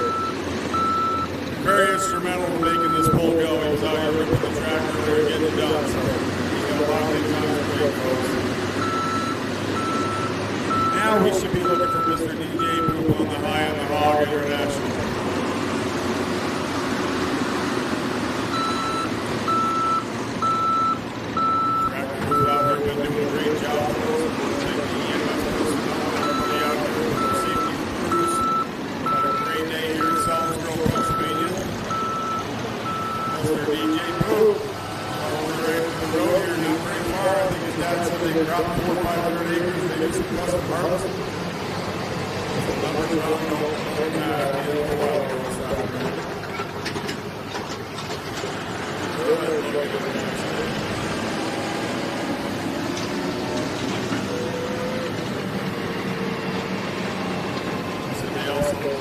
It's called High in the Hog because they got a couple of finishing houses, log houses. I should have thanked him. Who doesn't love bacon? Everybody loves bacon, so how can you hate the guy with the hog house?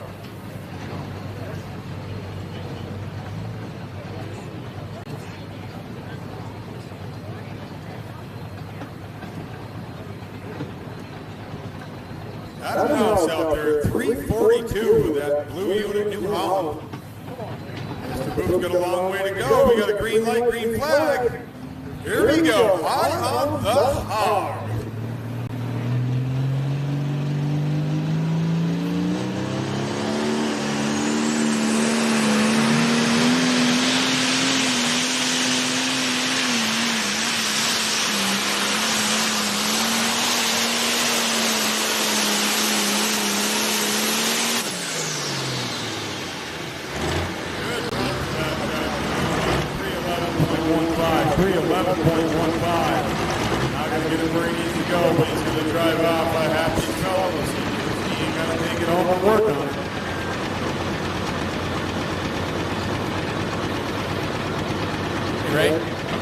Starting line's getting chewed up just a little bit, but this track crew is doing a fantastic job here. And I believe this track still has some horsepower to it. So it looks like there's some white left out here. So this ought to be interesting to see. The guy that reads this right, I think there's still a winning hook out here in this track. This ought to be fun. I think there's some, like you say, I think there's some horsepower still to be used out there. I think there's some good iron back there in the pit, so it's going to come down to put the weights right and get it right.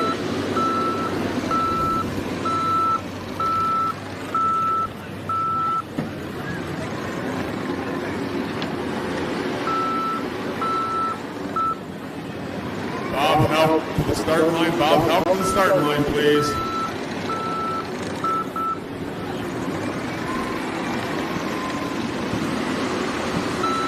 Sometimes when you look at that dirt, they just down there looking at the start line. You want it to look like peanut butter. You want it to peel up and then put it right back down. This next track is going to be for Corey Everard. Right now, this gold edition. Illinois, Pennsylvania, number 540. Long-term track. Bosch D-pump. The difference between the Bosch D-pump and the Bosch D-pump that we talked about is a different track. The Bosch D-pump is about 2.5 inches wide, maybe, and the P-pump is probably about 4 inches wide. So you put a lot better pieces inside that. If there's not enough room to put in the bigger pieces, you just can't get more production out of it.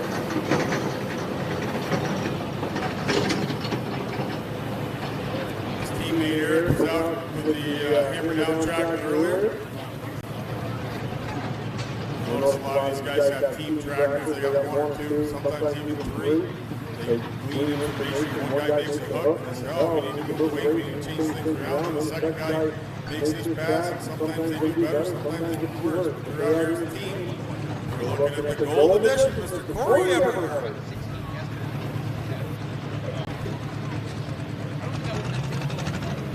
Better 342. He's he wants to be the new leader. Adam House set a tough mark. 342 is a long way to go for these mod turbos.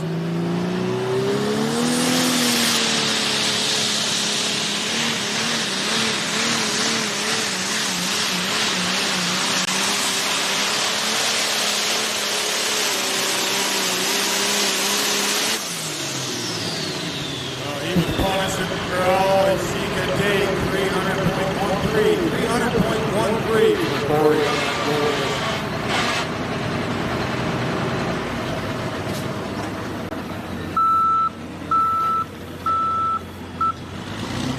Everybody out there's having a good time. Having a great time here in Sellersville, Pennsylvania. It's a beautiful place to track and pull.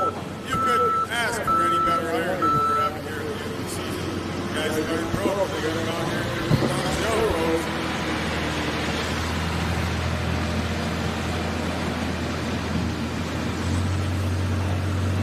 Next up, we're looking for Matt Dersham out of Milwaukee, Pennsylvania on a tractor he's calling the other half.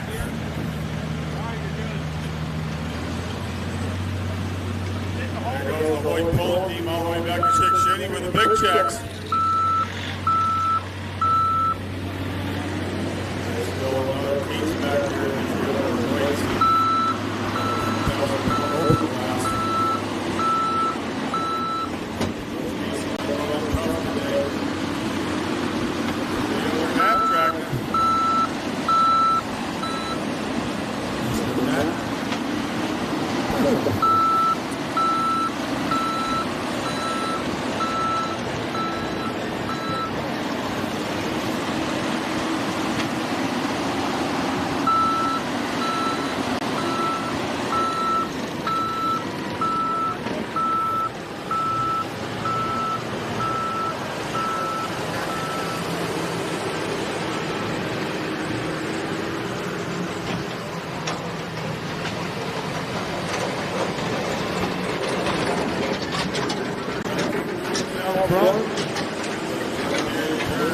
Y'all take it international, get up there and start getting in the front of the line. Anybody out good for an international?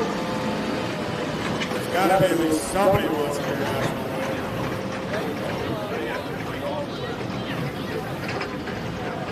He's got to go better than 342 if he wants to take over the lead from the blue. And the blue would set a tough mark to beat.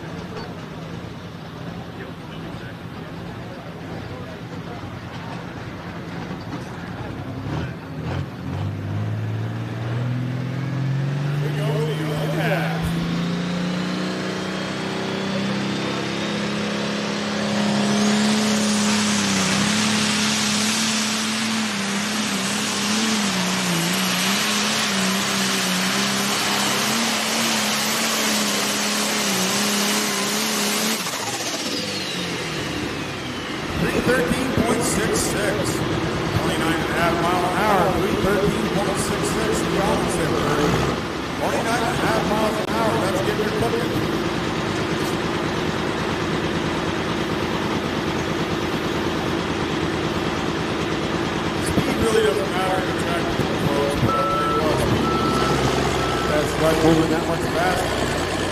Dragging that much further. Not like the old days. The old days seems to have to be dragging the sled. Right now they're more of a race sled. Get them up and get them moving fast. The momentum sure does help it. So here we go up next out of Greenville, Pennsylvania on a tractor he calls Hearn, Mr. Adam House. He's your current leader out there at 342 on the tractor he drove called Blue Unit. Obviously, he's got the lead. He knows how to get it done. This tractor here was a winner last year out there.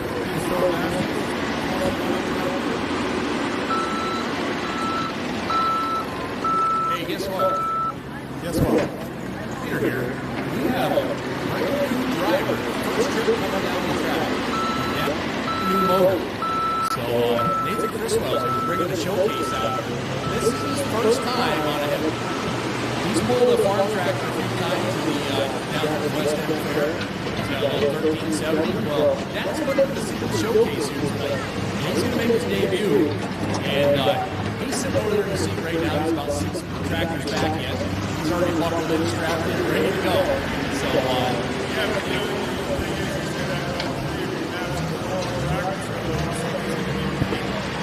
exactly right. I'm telling you, I've been there. You know you're a puller. You can't even explain to these folks how nervous you can get when you first want to go tractor pull, right?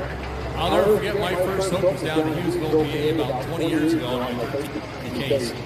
Well, I don't like all the low on that thing. He doesn't even warm her up yet. But my left knee shook so doggone hard. I swore I was going to be able to push that clutch in to get it in gear. And let me tell you, it's a ride. It's one you'll never forget. And the Showcase has a brand new motor underneath the hood. It's running pretty strong. So that's what better time than to try it out here in the Mod Turbo class and give him his first hook. Let's see how he does. Right now we're looking at Mr. Adam House on the tractor he calls Hearn. This is a new tractor this year. They built from the ground up. And this is a very, very stout tractor. This is one to watch. This thing has been coming on strong. It's got some of the best underneath the hood. And he shook the points up here this season with this tractor. It is a very, very capable Mod Turbo. And he's doing a good job with it. Well, the guy driving works at the top pump of the fuel shop. You know, he's got an advantage, right? He knows how to build it. Yeah, he's a good driver. He's got a lot of seat time. He's had a lot of tractors himself. Yes, he does.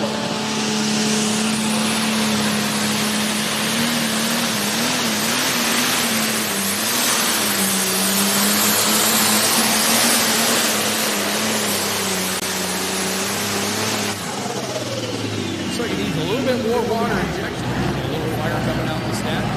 That's how they put that fire out. If he did not have water injection, you inject the water in front of the turbocharger into the crossover pipe, and some of these guys inject right into each cylinder. If he did not have any water injection, that fire would have been about a foot and a half high, and it would bright orange. I would have melted that turbocharger down before we made it that far. What we got for distance up there? 25.85. That's going to put him currently in the fourth place, but he's still leading class on this first tractor he ran down through there on the blue unit. So he's still your current class leader. Those are Gary Coolidge's tractors, and those things are very, very stout. He's got a couple of light pro stocks that run out here. The Smith boys running them. Boy, I'll tell you what, those things are stout. So good to see him out here tonight. Glad they made the trip up here. It's a nice big class here tonight. And the traffic is really holding up. I was out there walking a little bit ago. And there's still a lot of bite in this track. These scrapers are rolling with a good job of it. So if the sky doesn't open up, we're in good shape. So I got a special announcement, folks. Anybody that bought raffle tickets for the pedal tractor, the stress case pedal tractor, the young lady right here is going to draw a winner. So get your raffle tickets out.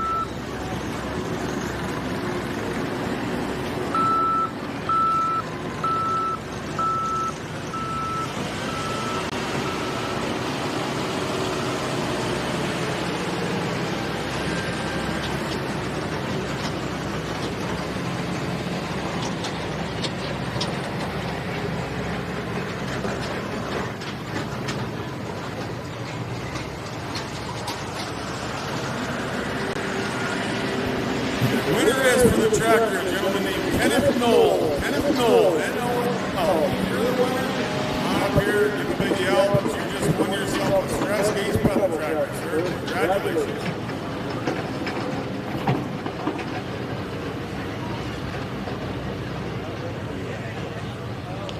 Ray Belak coming to you at Gratz, PA on Raging Red. This is one of our hot stock pullers that stepped up last year into the Mod Turbo class. He was many time champion in hot stock class, and this year he is the interstate points champion with this tractor. He calls this tractor the Raging Red from Gratz, Pennsylvania.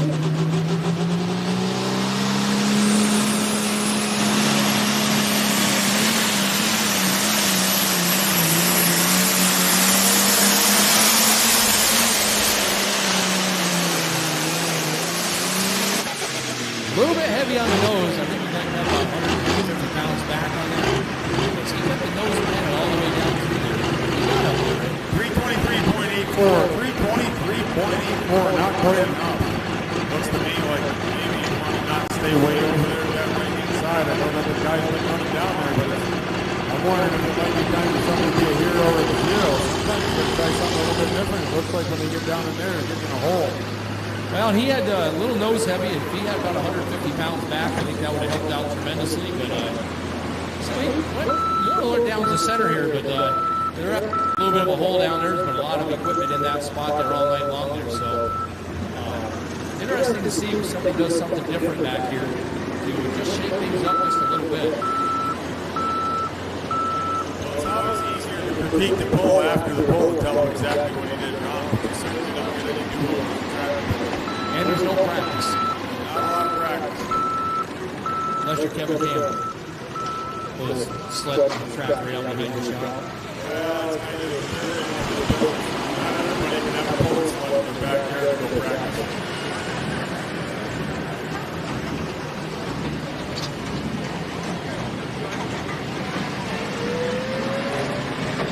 Next up on Dr. LZ, Mr. Bird Zerby.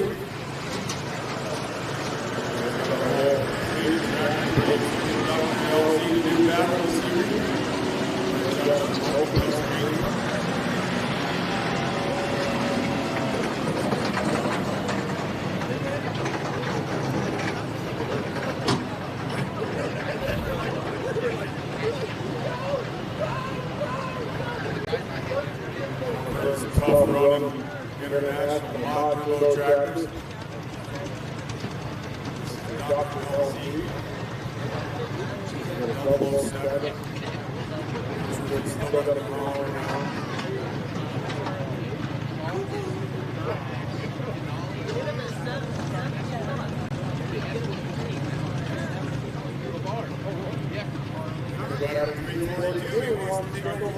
Well, green light, green flag. Here we go. Bird Zerby on Dr. LZ.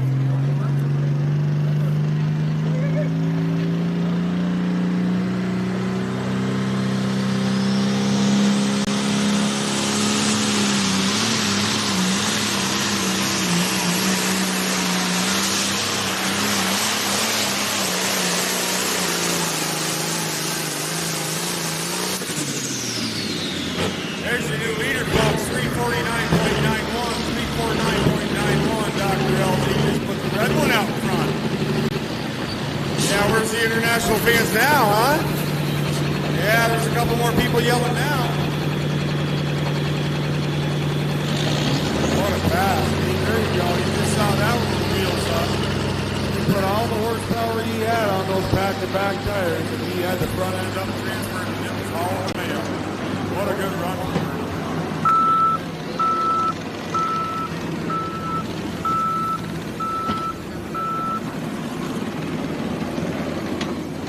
Next up is going to be our new to the tractor pulling scene rookie, Mr. Nathan Criswell.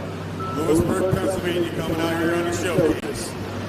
They say it's got a new motor. He hasn't been down the track on it before.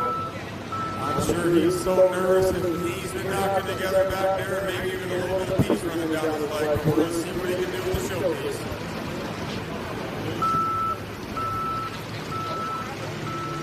You got two more in this class. You got Nathan coming out with the showcase, and then you got the two Holland out of Virginia called Blue.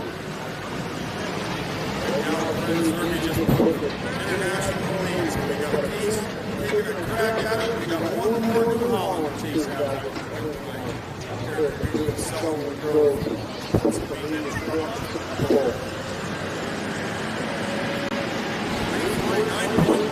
That's a long ways to go.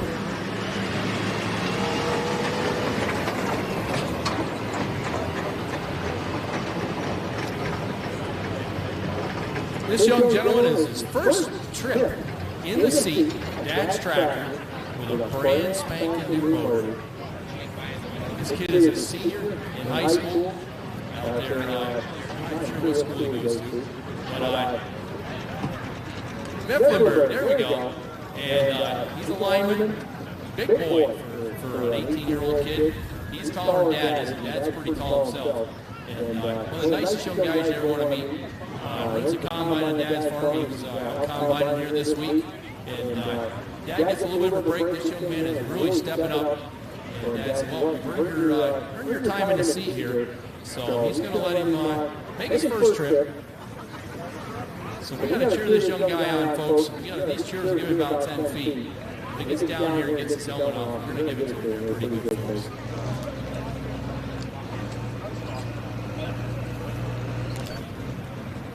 Pull that chain tight. That's where she's in. He's going to launch this girl out of there probably about 4,300 RPM. And he's going to send it.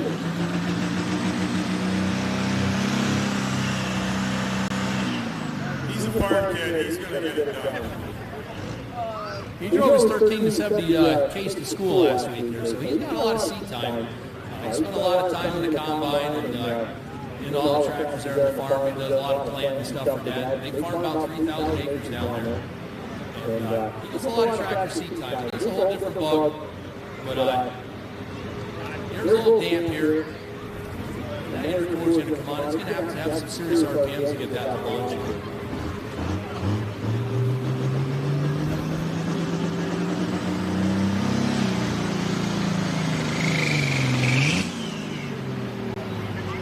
See, what you got to understand is, you know, any of you that's ever driven a farm tractor or a big truck, you know, a big truck, 1,800 RPM, it's about all you want to turn on. 2,000 is max.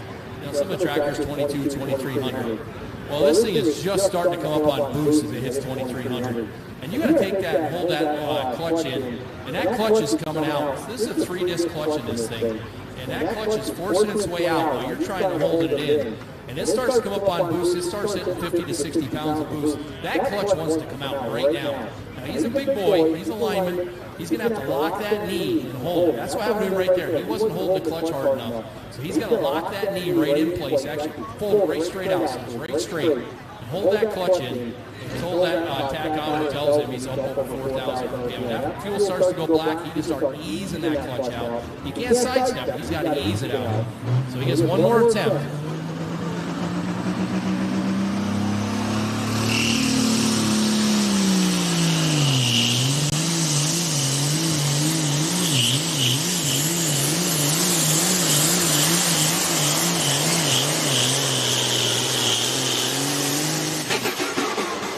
Nice job, Nathan.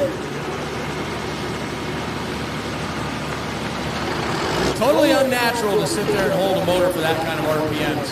He got her done. He wasn't about to let it fall on his face. He never heard the end of it when he got to school on Monday. 308.85. 308.85 for his first up. Man, what a good pass. We got one more coming out of this class. That turbocharger kind of sounds something that, like something that the Hoyt boys run. That tight exhaust housing on it. But she had quite the scream to it.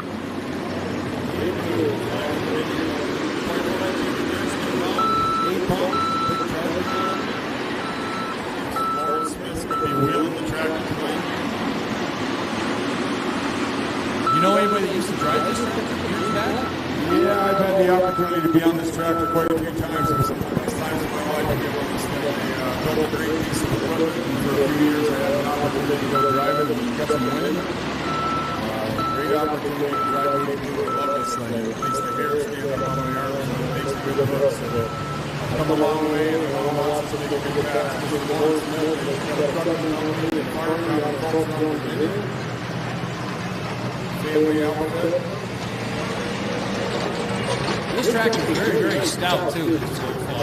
There's one left. The chains here. This is the tractor that they do. And it's a very, very competitive tractor. He does a tremendous job with it. And you can see when he shows up all the time. It's a strong tractor. They don't get to go all the time because they got a lot of trucks on the road. They got farming operations. They got cattle. They got chicken houses. Laura, the guy in the seat, they got a couple big chicken houses. Raised poultry, organic poultry. A lot of irons in the fire. Family operation. They all work on it. They all love it. There's a A lot of kids coming along. This is going to be a long-term operation here for this Moody Blue. We got a green light, green flag. He's got to go better than 349 if he wants to win the money tonight. Here we go. Moody Blue, False Run, Virginia.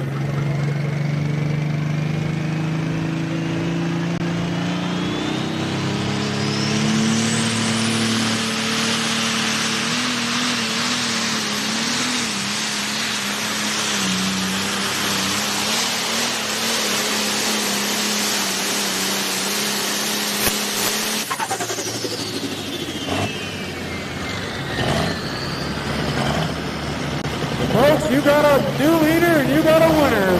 352.46. There's your winner, Lawrence Smith out of False Run, Virginia. 352.46.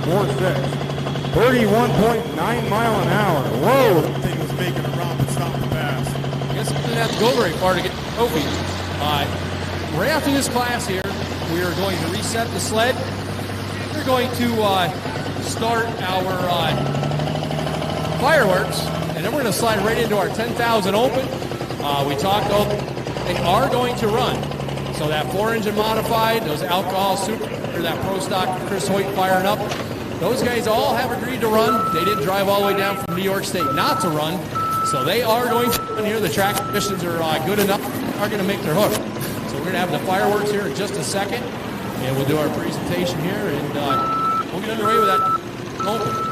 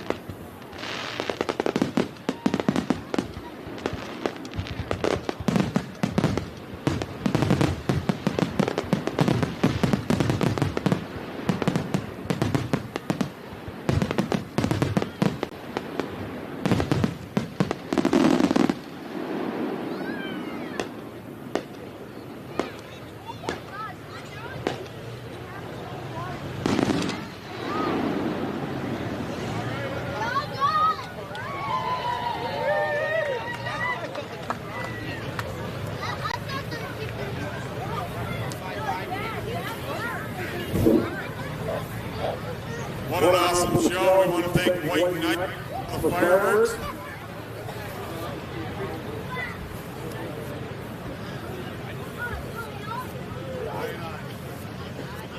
Standing down here with Lauren Smith out of Falks Run, Virginia. He just laid down a monster pass, 352 on the tractor Moody Blue. It was pretty great for me to call it. What you been doing this season, Lauren? Did you finally get it figured out?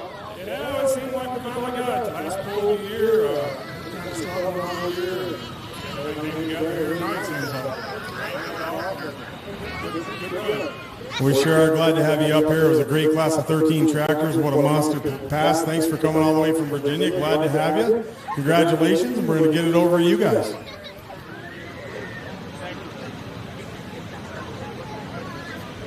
We're our points champion, Matt Dersham, coming out of Millmont, PA. Had a whale of a season.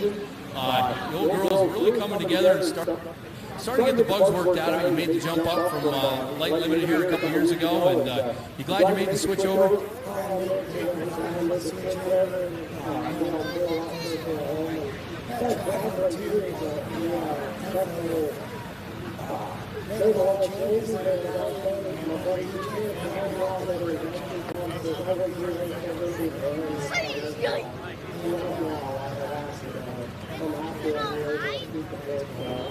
Well, that's good. I was glad to have you. It was a tremendous season. You got your crew members here with us. Who we got here? Thank you, guys. Appreciate you guys coming out. And proud of what Dad did here tonight. Boys. Won't be long. You guys be in the seat here, so we're going to have to get another one made, right? Maybe two? Thank you, sir. Congratulations, Matt.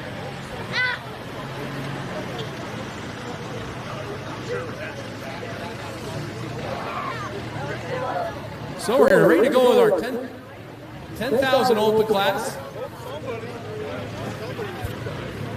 When that modified comes out, folks, this is no joke. Do not be afraid to put your fingers in your ears. We don't want to hear no heroes because you will not be hearing tomorrow. I promise you that. And make sure we keep all the kids back away from the fences on both sides. We don't need to have any problems here. Because this thing is a fire-breathing monster. Like I said, not sure he has the blower set. 42%. He's over 2,000, 2,300 horsepower per motor. He's running 4 motors. And he can run them up to 75% in PPL. And runs it well over 10,000 horsepower. His wheel speed is going to be in excess of 100 miles per hour. That's no joke.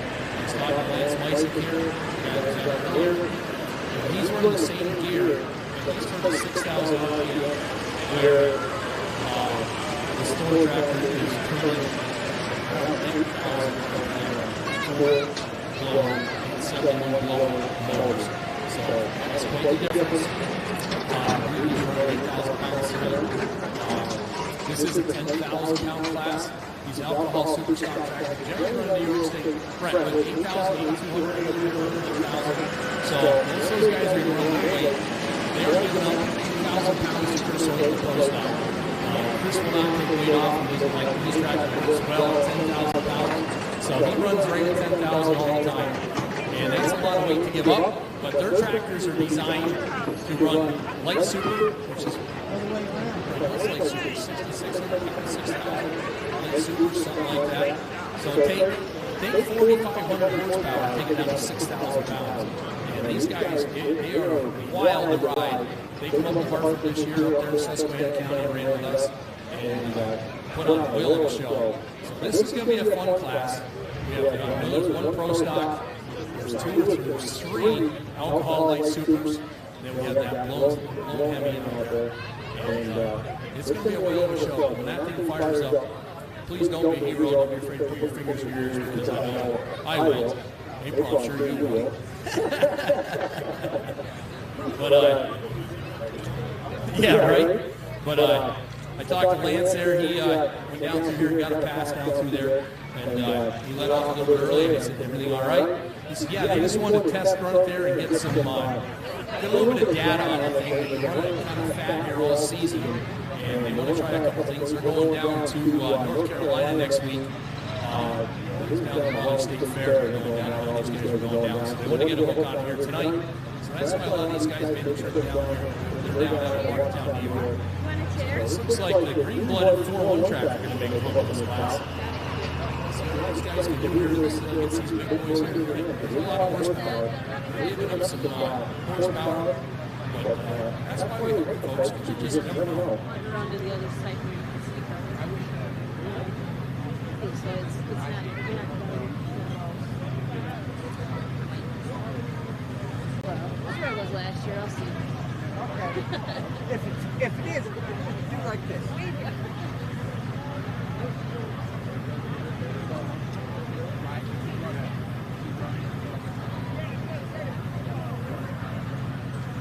So this is Matt Siddall with Green Blood. It's a 4-1 tracker. This will be Lance Meisick with the High Hopes. David Everman, the overruled. Dave Decoux from Silvergrove with a double vision. And then we have Henry Everman, Dylan Owens, Chris Hoyt will round out these things here tonight.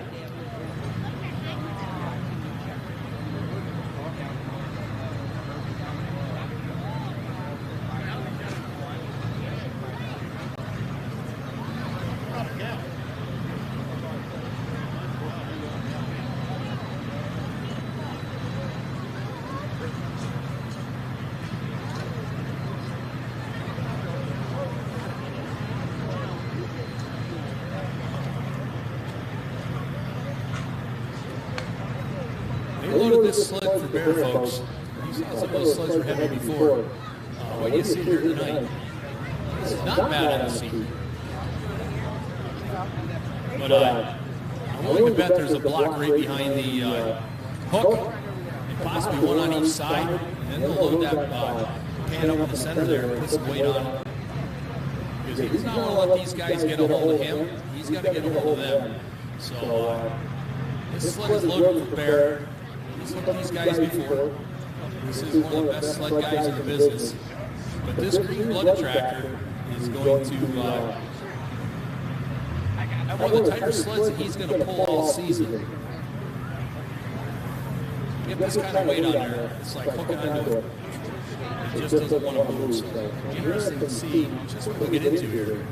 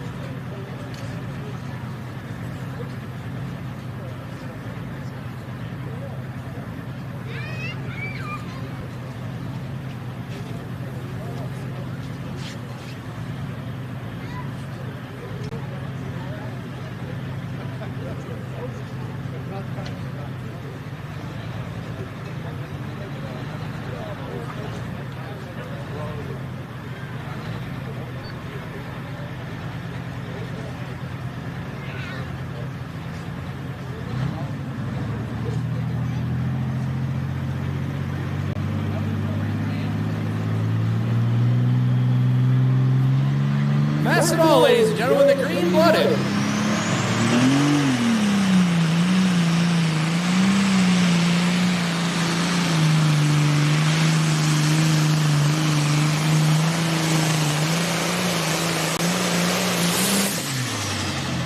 That's not the sled set he hooked a couple hours ago. 271 at 10 at 25.3 miles an hour.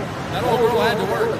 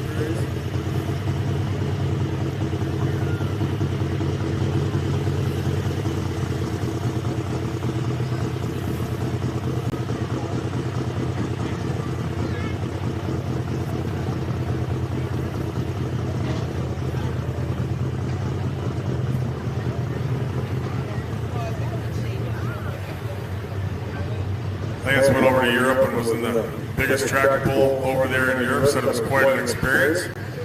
They stuffed the high hopes fent in a box, floated it over there, made it safely. They made their hooks. Had a little engine trouble, but they got it back. They've been working on it, trying to get it lined out. We're going to head down to the Carolinas with it. Green light, green flag. Here we go with high hopes, the Fent.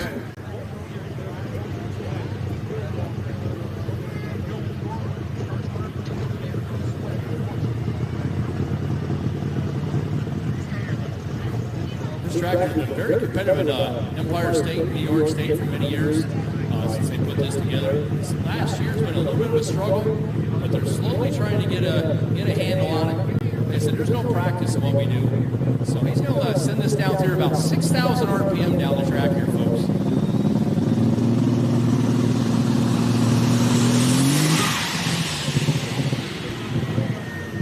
I don't think that was exactly in the game plan. No, didn't sound quite copacetic. There's nothing too awful serious.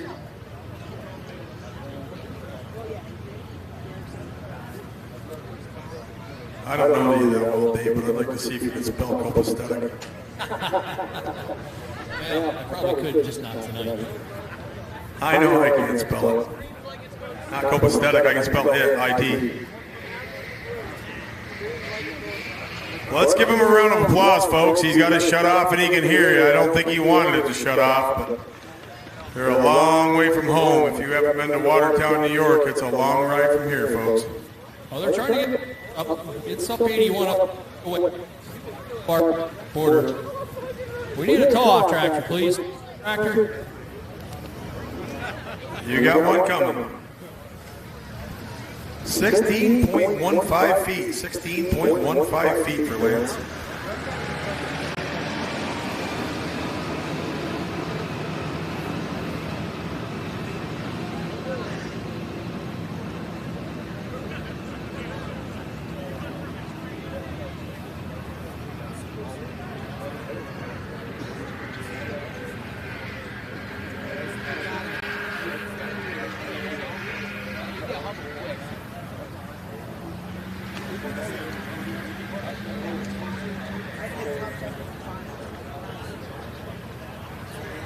Well, that was only the second one. The first day, my tractor was we got out with the tractor.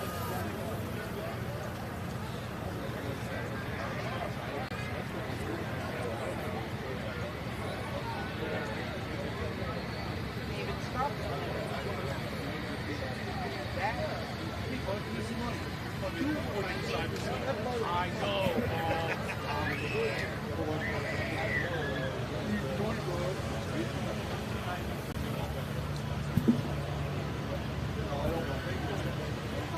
Hopefully Lance's damage isn't too much. Did you find anything out about what's going on down there, Dave? Ladies and gentlemen, let's give this gentleman a round of applause. They had about a 7-hour ride to get down here. And he is disappointed. He's apologizing for what happened here. So let's show some appreciation to this team.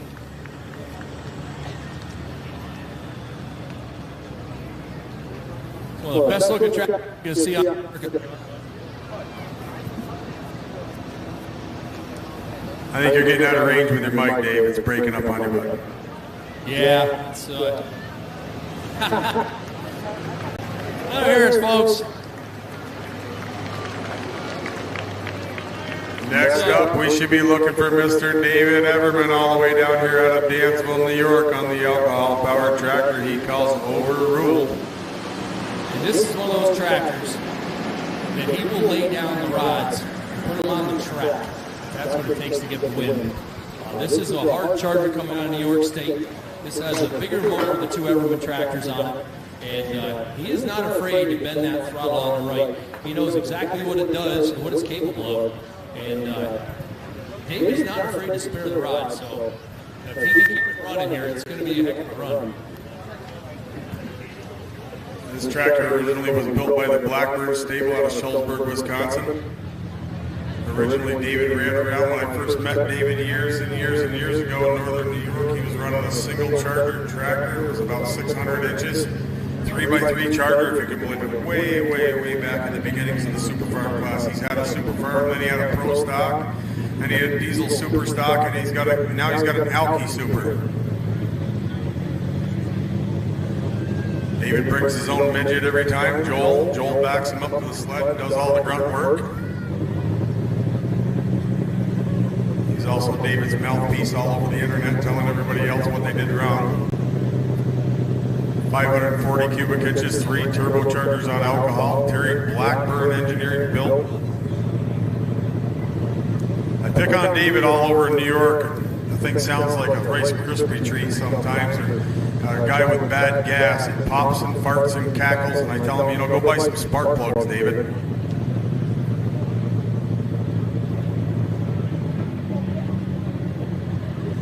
Picked on him for 3 or 4 years about buying spark plugs. Last year at Scotticoke, New York, he actually came over and said, hey man, I need somebody to go to town. And I literally, this is no joke, I went to Greenwich, New York and bought him spark plugs. He still didn't win.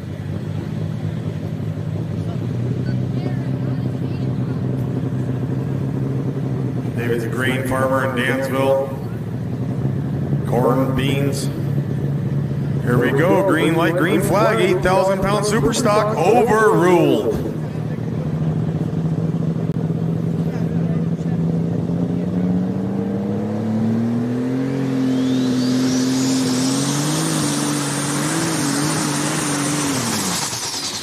Oh boy. Not what we were looking for.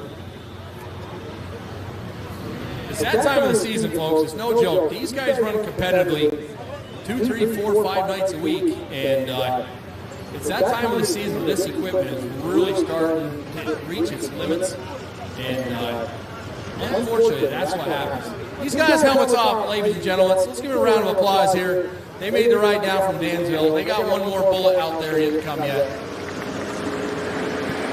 Tell you what, up in Fonda, New York this year, when David hit the throttle on that thing, you should see the flames come out the bottom. You go on propullandphoto.com and there's photos of it, but the flames came out underneath it, and by the time he got down to about 300 foot, the whole tractor was engulfed in flames. We couldn't even see David. He never even got a wiggle. He wasn't nervous a bit. He just sat there till we got the fire put out. Hey, Joel, it's all your fault. Should have put a better spark plug in it.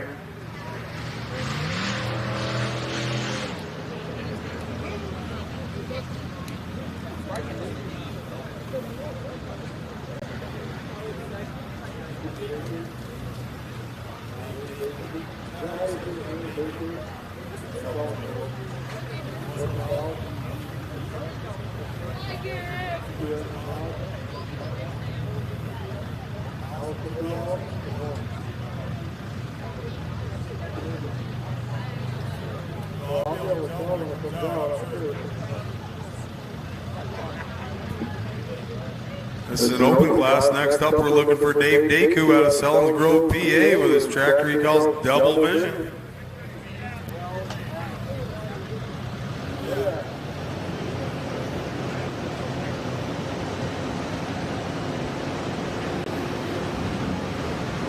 Give David Everman a big hand. It's going to be a long winter unless he decides to fix it and take it down to the Carolinas next week.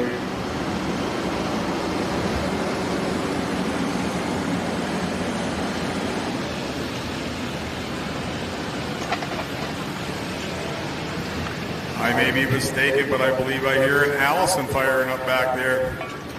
I can't see it, but I can hear it.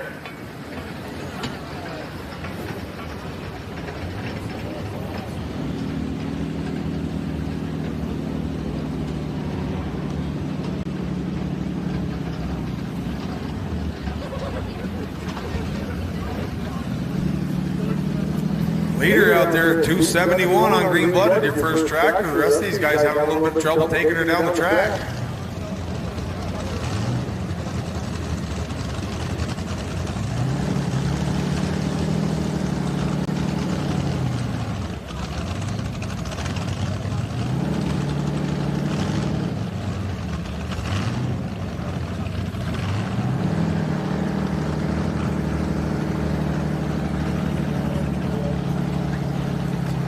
Allison aircraft engine, 1,710 cubic inches. Twin spark plugs per cylinder, V12, so 24 cylinders on this machine means 48 spark plugs. I believe they tell me it holds about 30-gallon engine oil each. They were using PT boats, World War II, fighter planes. Been around tractor pulling forever and ever and ever, and there's no sound. It sounds just like an Allison.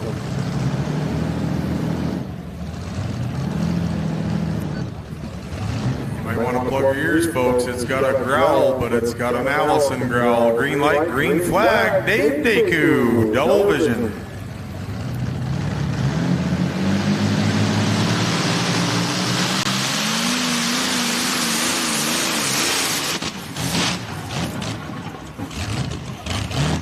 Well, these guys have been giving fits this evening. He started to have it going, and all of a sudden it got an ugly bounce. That bounce is where stuff starts to break, and he did the smart thing. He let off the loud pedal.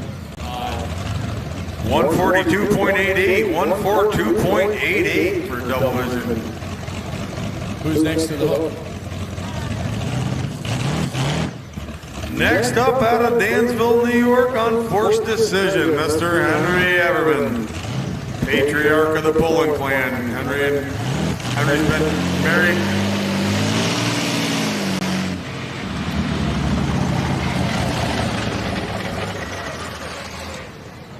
Henry and his wife Sharon celebrated their 63rd wedding anniversary here this summer at Greenwich. They always come to the Greenwich tractor pull for their anniversary. Henry's going to bring out his 3-charger alcohol-powered forced decision. Henry had a diesel super for many years called Final Decision. And he had to go buy an Alky when the diesel guys were getting beat up on him. So he calls it forced decision.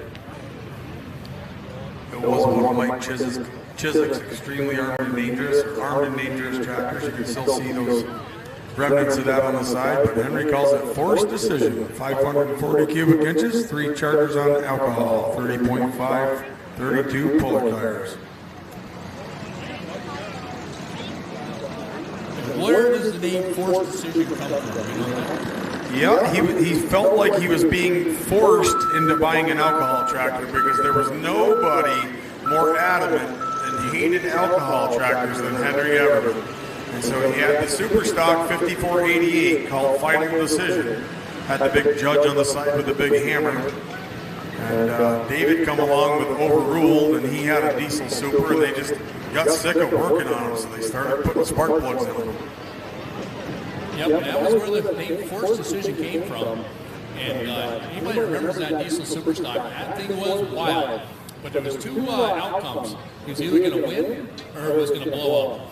And it spent a lot of time with flames coming out underneath the hood to where it just got financially not feasible to try to turn that thing as hard as it had to run with these alcohol units. Yeah, after fashion, Henry had that 5488, and that tractor's still sitting up in Cambridge, New York, in one of the guys' shops, and then he ended up getting the old Joker chassis that came out of North Carolina. Gaetan Yell out of Fort Covington had it, and Henry put his diesel super in that one. So we had a new upgraded chassis, but the engine just would not live. Just had, like you say, Dave, they just had to run him so hard to stay ahead of the Alky guys. He felt like he was being forced into buying an alcohol tractor. Now what's happening is those light pro stocks are starting to look for this class up in New York State and down here in Pennsylvania. And the light pro stock tractors, I think they weigh 9,200 pounds, and they're walking all over these 4,000, 4,500 horsepower tractors, but they're giving up 1,500 pounds of weight, sometimes 2,000 pounds of weight to these tractors, and they just can't compete. That sounds like a modified back there. Well, Henry's on the list, but that's got to be a mod coming. We know that doesn't sound like an alcohol tractor, and if it's a mod, we should be looking for Mr. Dylan Owens coming up here out of Montgomery on the Thorn, one we've all been waiting to see. There's 2 of them firing up. You know what they did to me, though? They messed me up here. I got a piece of pizza, I ain't got 3 fingers left. Well, I'll tell you what, folks, this is a Grand National caliber, 4-engine, modified tractor. They got big blowers on them, and they make a ton of horsepower. I've been waiting all afternoon to see this thing run. I had a chance to talk to Dylan there, and he said he's running with a 75% overdrive on his blowers. He's at 10,000 horsepower here tonight. And he said his wheel speed's going to hit between 90 and 100 horsepower, 100 mile an hour on the wheel speed here tonight. So very interested to see if he can get a hook to this tractor tonight. Check it out, ladies and gentlemen. Dylan Owens.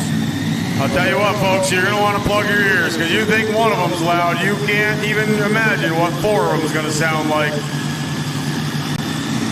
Alcohol powered, we're pushing 10,000 horsepower with 4 engines here. This is what they look out on the Grand National circuit day in and day out. Dylan and his father, hay farmer up out of Montgomery, New York. They take hay all over the East Coast. The Ramblin' Rose is the first tractor, and this one here's the Thorn. Every rose has got its thorn, and this one's the Thorn.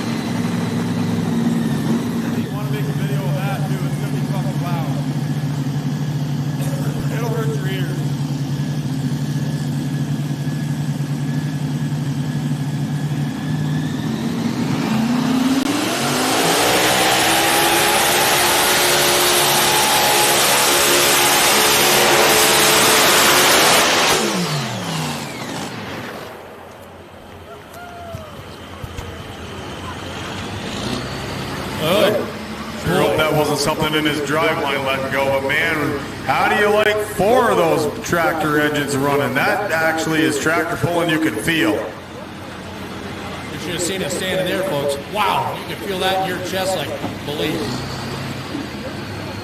Maybe Dave can get down there and get a word with Dylan and see what he thinks went on with it there. It sounded like he might have had a little driveline issue. I hope not.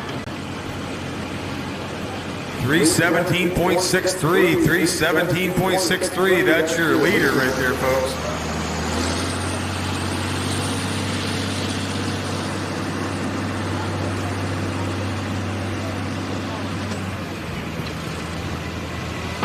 Let me hear you, folks.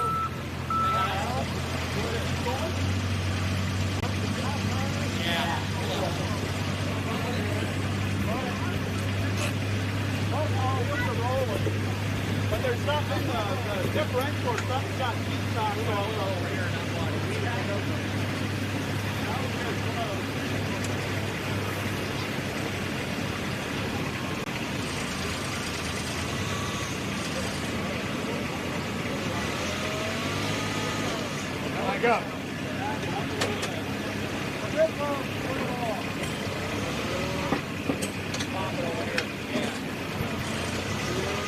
Sounds like we got our lone pro stock of the class coming out next.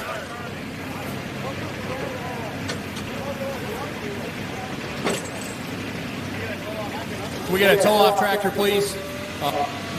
We got something broken in the rear end, and this little bugger is not going to move it.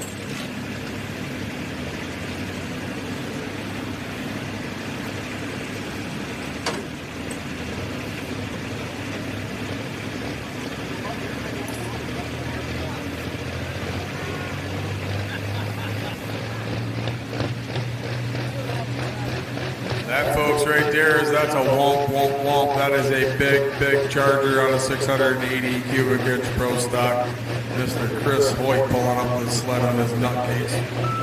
Obviously, we need to get the modified move, but we might as well get Chris hooked to the sled.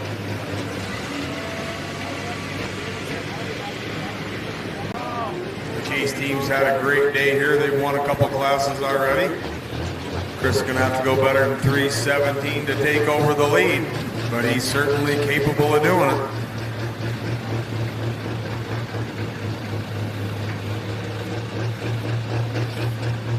Okay, ladies and gentlemen, let's give this young man a round of applause here. It was a long way to come down to have a problem. We appreciate him making the trip down here to put on a show for us. First seen one of these tractors down here, and we appreciate him making the trip.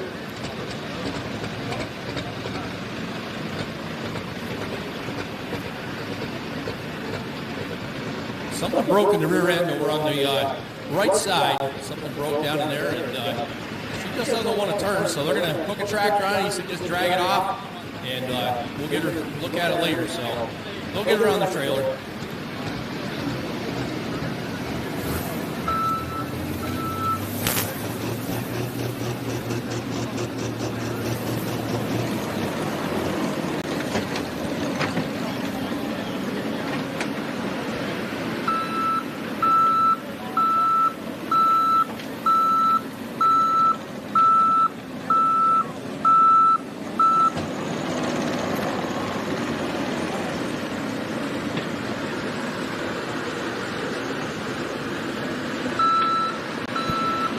680 cubic inches, 10,000 pounds, 24.5 puller tires in the back, and a 5-gallon bucket-sized turbocharger under the hood.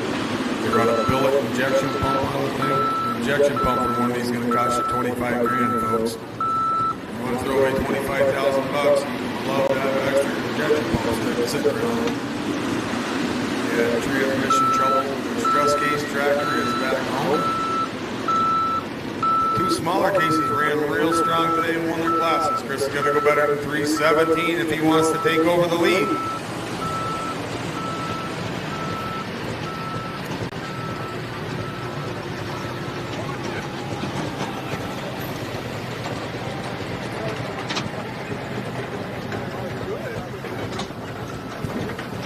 Chris Hale's out of Shitty, Pennsylvania. There's a fuel business there.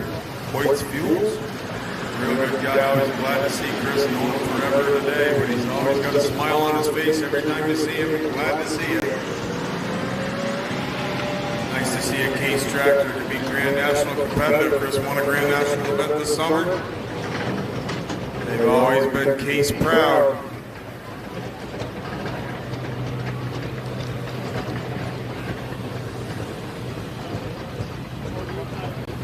You ever get a chance to look underneath the hood of this thing? This thing's got a turbocharger under there, the size of a toilet bowl. It's got a big old 6-inch turbocharger on it. And this thing is a strong running tractor. It is the one to beat on the East Coast. And Mr. Chris Hoyt, he likes to put on a show. Green light, green flag for the nutcase. Got to go better than 317, Mr. Chris Hoyt.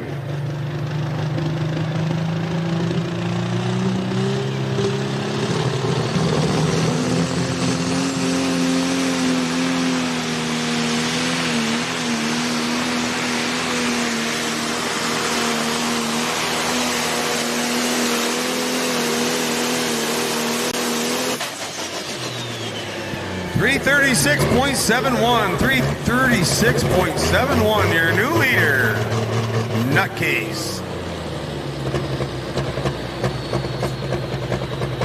He was on the brake pretty hard. He was pulling hard right over there. He got off that ground just a little bit. He had to stand on that brake, or I think there was another 15 feet in that run.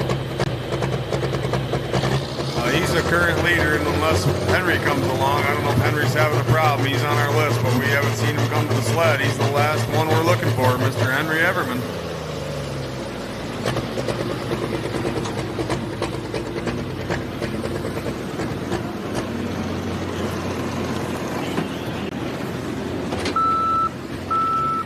Well, I have something to tell you.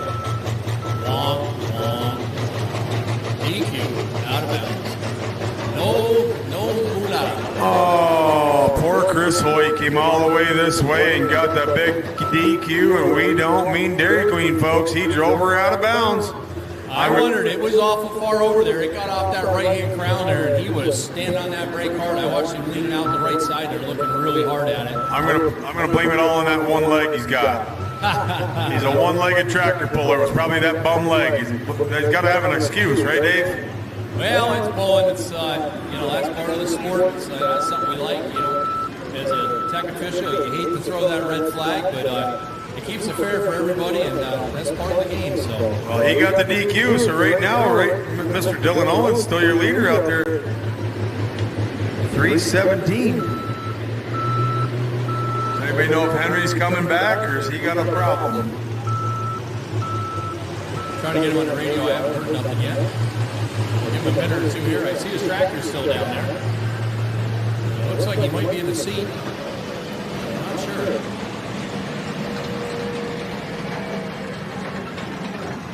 the night they've had. I'm sure we'll give them a minute or two. Hopefully it's just a matter of getting the jump pack and get that thing fired up. We'll find out here in a second. I'll go for a walk. Hey, he's got her fired up. Here, go Henry. Here comes Henry, the patriarch of the Everman pulling family. This man's been pulling tractors for over 50 plus years. He pulled everywhere there's a place to pull tractors. I believe he started with a Farmall M is where he got his start. He did. He started with a Farmall M moons ago. And that tractor's still running up there in Susquehanna County. Young gentleman's still campaigning that tractor. It is tough to beat. Well, his old super farm's up there in Cato, New York, owned by Ron Dennison. That was a tough running tractor. Mr. Determination. I don't know if you remember, but Henry and his wife both had single engine mods for a while before they got to the big mod. Corn and bean farmer, grain farmer out of Dansville, New York, multi-time corn grower of the year, national corn grower of the year. They got honey eye soils. They can grow crops in Dansville, that's for certain.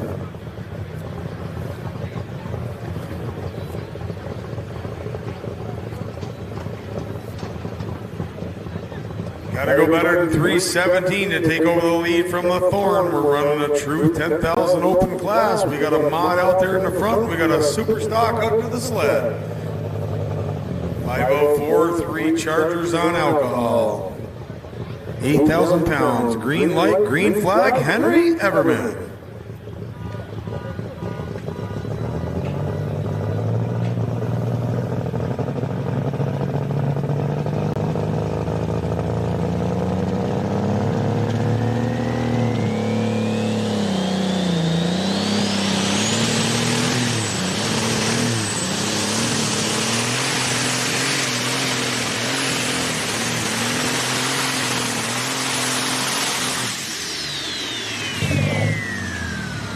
Well, folks, I don't think that's what he was looking for. 242.54, 242.54. That's going to make Dylan Owinger winner tonight on the Thorn. I know he tore up a bunch of stuff, and that winner's check's not going to make him that happy, but he'll just have to take her home and fix her. That concludes your 10,000-pound open class.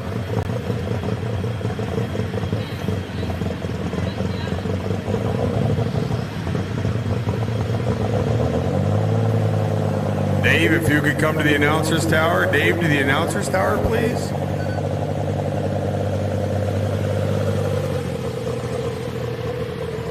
All we can say is that time of the season, he's got all kinds of fresh parts in that motor there. They just had all kinds of stuff apart in that. Just talking to Lance, they're thinking they lost the bottom turbocharger. There's 4 turbochargers.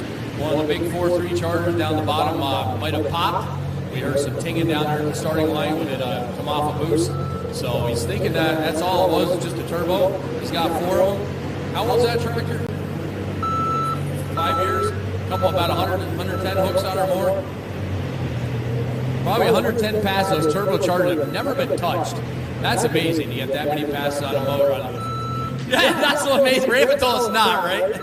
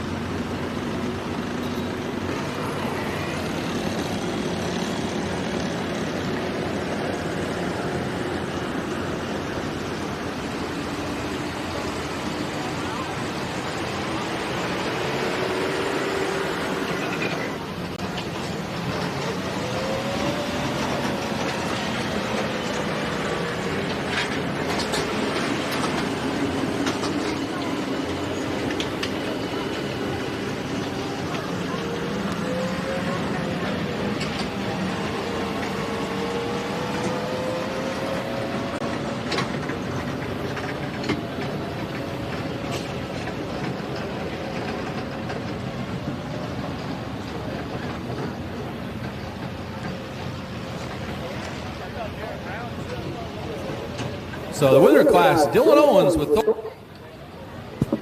at 3-7.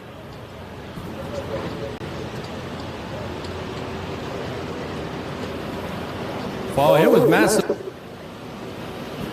green blood.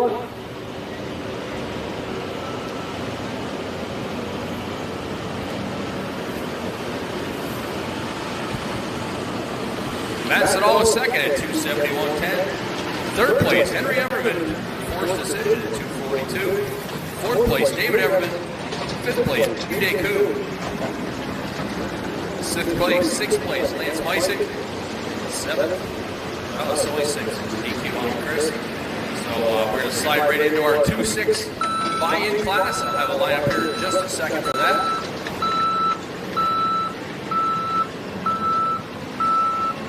Tommy Hasler, Luke Sauer, Kyler Zeckman, Nick Filer, Keith Smith, Dave Orwin, and Derek Smith. And then we have a 3-0 buy-in class. There's 10 in that class.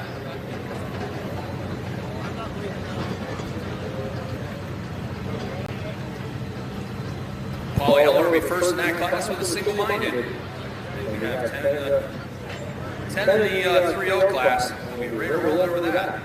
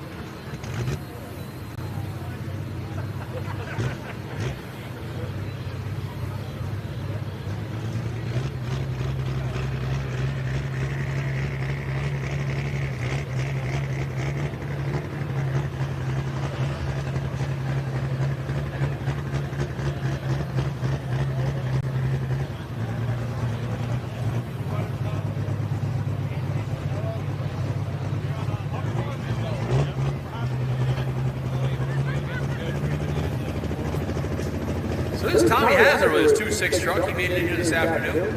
And this is a strong run truck. I believe he calls this truck Carrot. And he's having some trouble with his big truck this year, and he's had this one in the shop and put it together. And making a couple of really strong passes here later this season. So you're going to see what he can do. This is a buy-in class. These guys all threw a little bit of money in a pot, and they're going to split it up amongst the top 3 pullers. So this is just a fun pull for these guys, and the 3-0 guys are doing the same thing.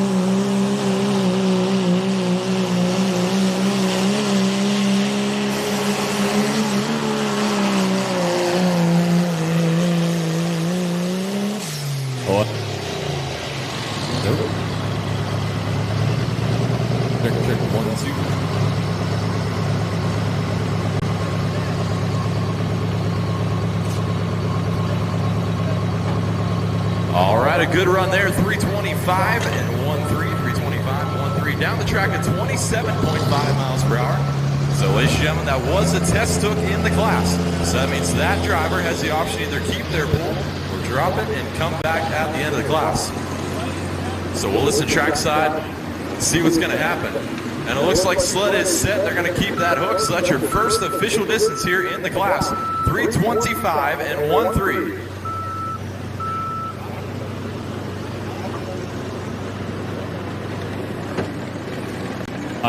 Tommy comes to us out of Myerstown, Pennsylvania, down there at the top of 501, right there off Interstate 70. As a diesel performance shop. He works on just about every truck that's out there, and does a great job. He's got a 3.0 truck, and I believe he has a super stock as well. And they busted the chassis up on that brand new truck they had, and they've been out there getting that thing worked on, and they've hopefully got the bugs worked out of that chassis. We'll see him back out here probably next spring. Well, that's exactly right, David. Looking at that truck, any truck that says Hassler diesel on it, typically going to run pretty good here in the class. Yeah, that's just he sets the mark there and does a great job with it. Coming up to us next, Luke Sauter, the truck he calls the Mighty Max. So once again, fans, these trucks are running up to a 2.6 smoothbore turbocharger under the hood. That is measured on the inlet side of the turbo, all running on DOT-approved tires. 1-ton driveline. No intercooler, of course, and they are running a drawbar style hitch. So a lot of times in the street diesel class, you'll see the regular Reese hitch. Not these trucks here. They do have pulling style hitches on a drawbar. So a lot of top trucks from all over the country right here tonight. And like we talked earlier, Dave, a lot of these trucks getting packed up and headed down to Diesels and Dark Corners in White Plains, Georgia, here in just a couple weeks. So these guys, you know, a lot of them want another test run before they make the travel down there. So, are we going to see Dirt Vortex TV in White Plains, Georgia? Unfortunately not. Always a cool event to go down to and watch, though. So here we go, fans. The Mighty Max. Duramax power plant under the hood. Got to be 325.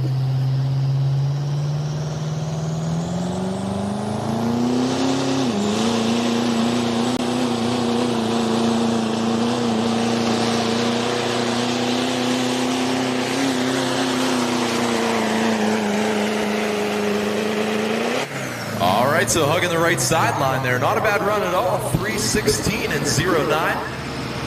Top speed of 26.5 miles per hour. So coming up a little bit short of that leader cone. But altogether, not a bad run there. 316 and 09. Looks like we got 4 or 5 more trucks left here in the class.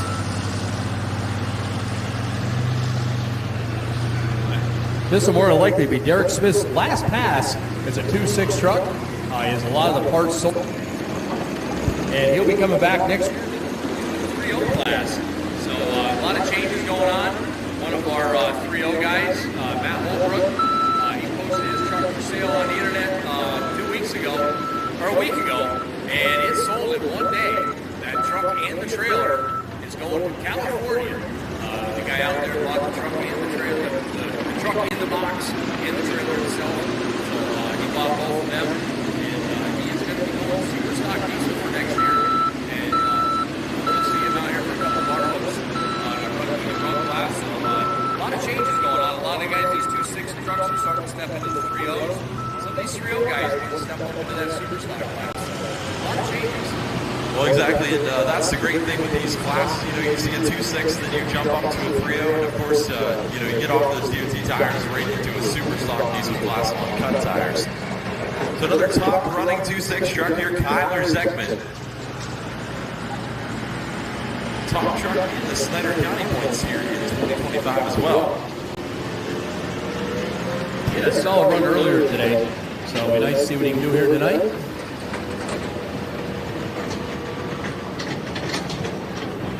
And it looks like all these guys set up the sled in the center line so far. And drifting off into that right side as they go down the track. I know talking with Eddie Cedric, he ran in the Run What You Run class a little bit earlier. He said he wished he would have stayed on that right side. Thinks he would have had a little bit more traction on the far side over there. For some reason he came left, and it just didn't work out. I don't think anybody ran left at all.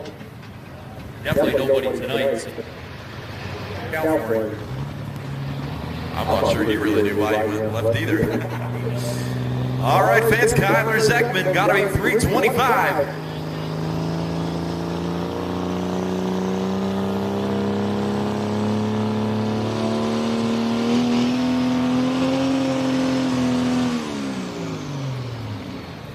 All right, so having some issues there on the line.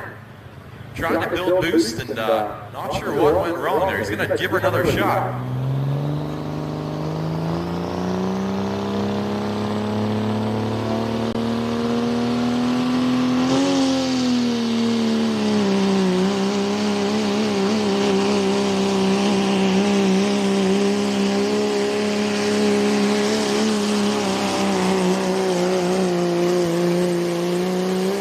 Oh, it's going to be close, ladies and gentlemen. So the mark to beat was 325, 1-3. He's going to be spinning out at 324 and 3-1. Just a couple inches shy of our leader there. 324, 3-1, good enough for the number 2 spot there, Dave. And a lot of times you can watch the speed board, that does tell the difference. And it's kind of showing here tonight.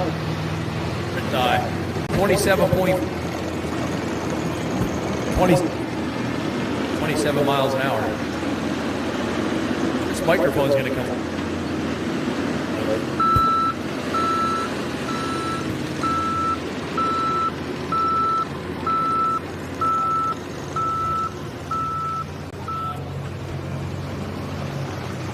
Test one.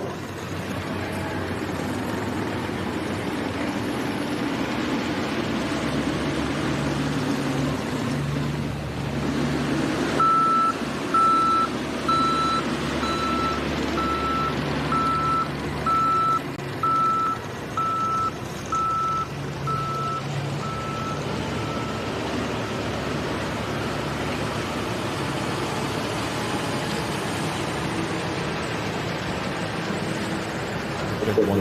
That's 1, 2. See if the new battery makes a difference. So far, so good. I'm sure it's going to let me down before we're done here. Well, Dave, that's going to bring up Nick Filler.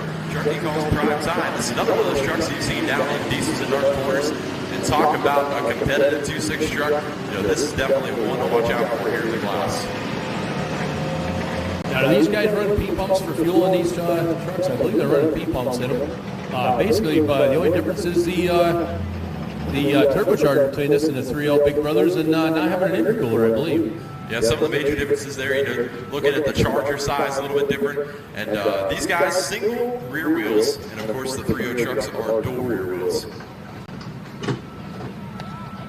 3.0 trucks also allow open drive line. 2.6 trucks are limited to a 1-ton drive line. That's actually been a lot of the argument here in the 2.6 class. Some of these guys want to see open drive line, some want to stay on a one-ton drive line. So we'll see if any of those rules end up getting changed for next year.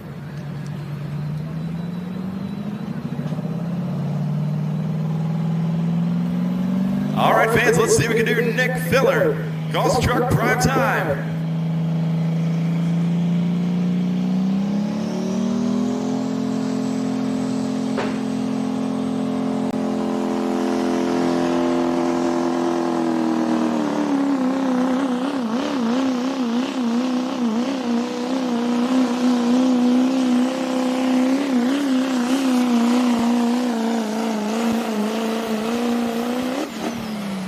Well, fans, it looks like that is going to be your new leader here in the class, 333 and 4.4. 333, 4.4, 27.9 miles per hour. Good enough for the number one spot. That'll push Tommy Hassler into second so far. That was a nice solid run. It started off a little bit slow, but he started picking up speed. A little bit deceiving, and he actually got out there and got that sled going cockeyed just a little bit of dog track. Had a nice solid run. One of our shopping mafia boys coming up here next, Mr. Keaton Smith, the truck he calls the Clean Slate. Another strong running truck coming to us out of Mishoppin. I believe he runs this in the Wild Street class, and he's going to step up here into the 2.6 truck class. I believe would not be surprised to see him making the step here in the next couple years to follow Big Brother around here and see if he can step it up into the next class. But he's going to lay it out here. Pretty sure this is one of his runway trucks that ran earlier today. And also wouldn't be surprised to see this truck at the top in the 2.6 class as well. A lot of times these Wild Street trucks run those big turbochargers on a race style hitch, which is actually an advantage out here on these trucks. Yeah, they can really put some power down. They have to do it through that Reese hitch and the stock drive line and stuff like that. But these guys that know their game, they can really get the power in the ground. This is one of those boys that really knows what's going on. Him and his brother do a fantastic job. Plus, we still have Dave Orwin out there in the wings, another strong truck. So this is a good, fun, competitive class. Of all the truck classes, this is one of my favorite classes in the truck class. They're not quite as hard on the parts as in the 3.0 trucks. The 3.0 trucks, it's always nice to have the horsepower, but I'm one of those guys, I want to go home and change the oil and put a little more fuel in it, top off the water tank, and be ready to go tomorrow, right? Yeah, and you see a lot of these guys make quite a few hooks every year, too. You see here tonight, it's like these guys had their hook earlier today, and all they needed is an excuse, and they went to the promoters here, went to our club president, said, hey, we'd like to do a buy-in at the end of the show. Would you mind? No, absolutely not. They can put on a show. So these guys here, they're out here on their own dime. They're throwing the money into the pot, and the top three guys will take the whole purse.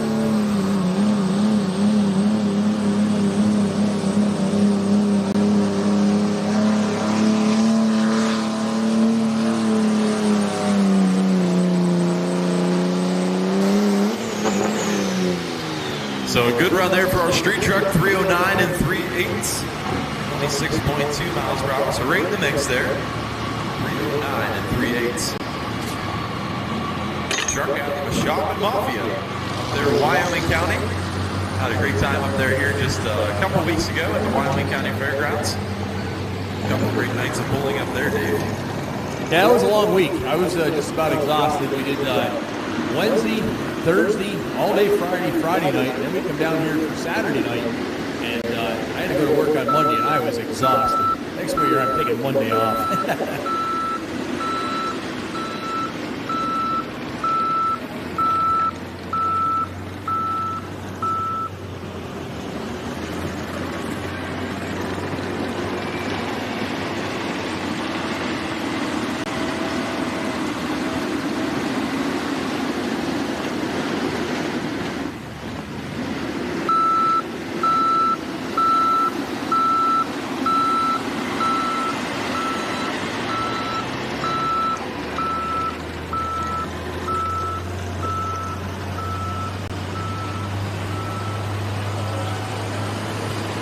All right, that'll bring up another tough competitor here, Dave Orwin.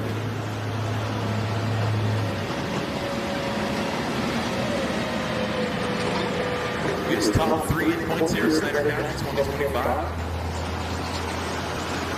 Always a competitive truck wherever he goes. And listen, these guys are well traveled. They just like the hook. Yeah, I know back in 2024, we actually saw him out at the Clearfield County Fair there in Clearfield, Pennsylvania with CS Bowling Promotions. Top 3 out there as well. A tough group of trucks. Always like to see these guys travel out, out to Western Pennsylvania. A bunch of our tractors come out there to, a bunch of them come out there. That big Butler Fair, was it? Yeah, a lot of the guys came to run with our A-Pump Limited Pro tractors, very similar to the Mod Turbo tractors you see all here tonight. One of the main differences there is those recast heads, but of course always good to have those guys come out and run with our Limited Pro tractor class. Pulled with Dave Walter last week, and I thought for sure he was going to be here tonight. He said he was going to probably make the trip in, and I was hoping to see him here tonight and see how he's going to shake out against our tractors. So 3:33 the mark to beat. This is Dave Orwin.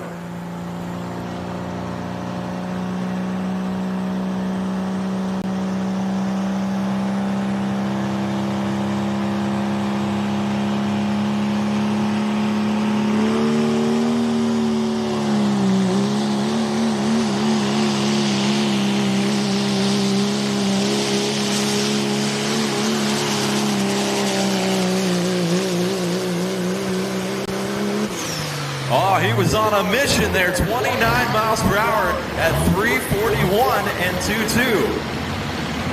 So that means that's going to move him up into the number 1 spot. 341 and 2.2. Well, last but not least is the captain of the Mashapa Mafia, the legend himself, Mr. Derek Smith, with a limited time. If there's one back there that you did not want following you at the end of the class, it's this guy right here. So it'll be interesting to see. His last hook is a 2.6. Can he go from last to first? It'd be very fun to see if Derek can pull it off. Yeah, this was, talking about the Big Butler Fair. This is one of those trucks that came out. We weren't really expecting to come out, and he showed up, and we said, wow, that truck from northeastern Pennsylvania drove about 5-6 hours all the way to the Big Butler Fair against a good group of 2.6 trucks out there on the western part of Pennsylvania. Also had a couple good runs there at the Wyoming County Fair, his hometown fair.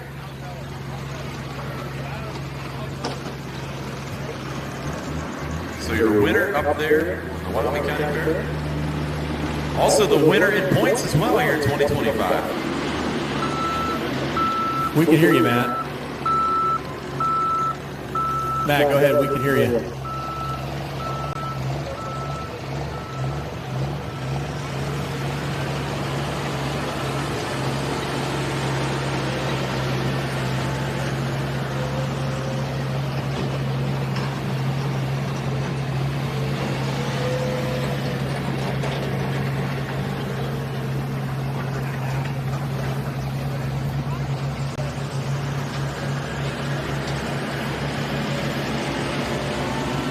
So a good looking truck here. Let me tell you, it runs just as good as it looks. Is he going to hooked up?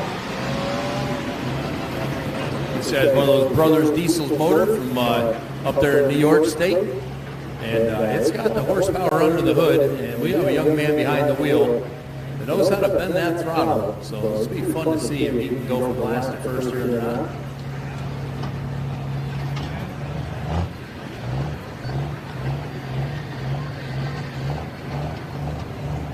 And if the Gambino brothers have their hand in building any truck, typically it runs pretty good.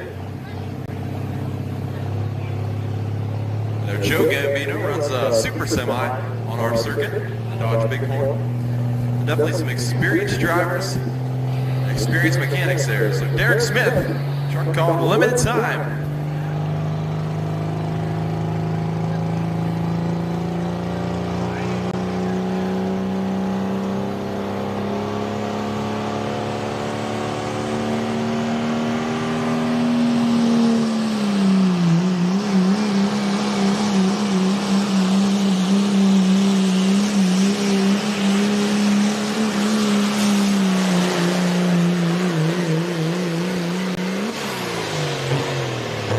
All right, so another truck right there in the mix, 326 and 5-1.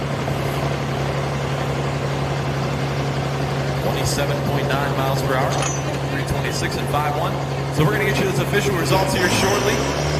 And make a couple slot adjustments. It started with 3.0 Limited Pro Diesel trucks, the last class of tonight's show.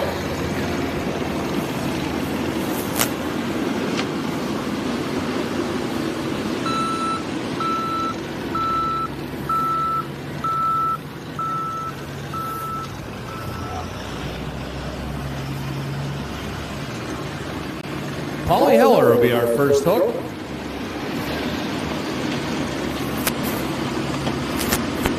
Guys, you want to let us know at the starting line if you're going to run or not? It's starting to rain pretty good. You guys have to let us know. We got to run or you want to throw it in the bag?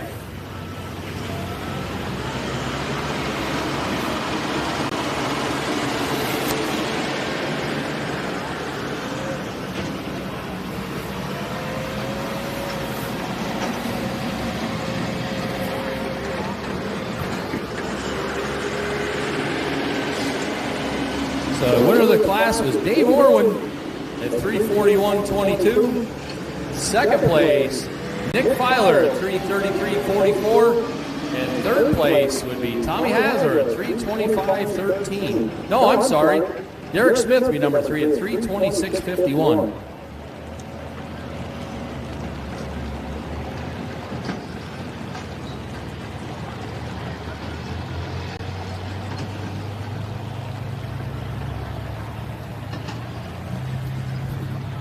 So our head track officials down there talking with those 3.0 guys, seeing if they want to run.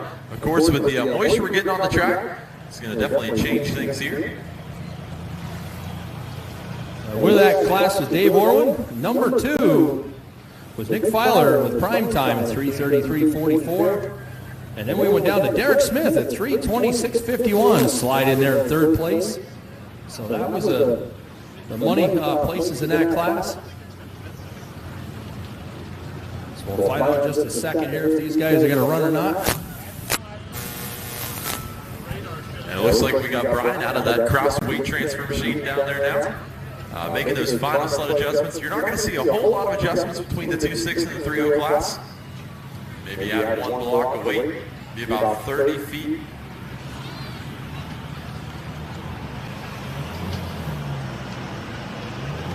Typically, you'll see a gear change about 10 to 15 feet.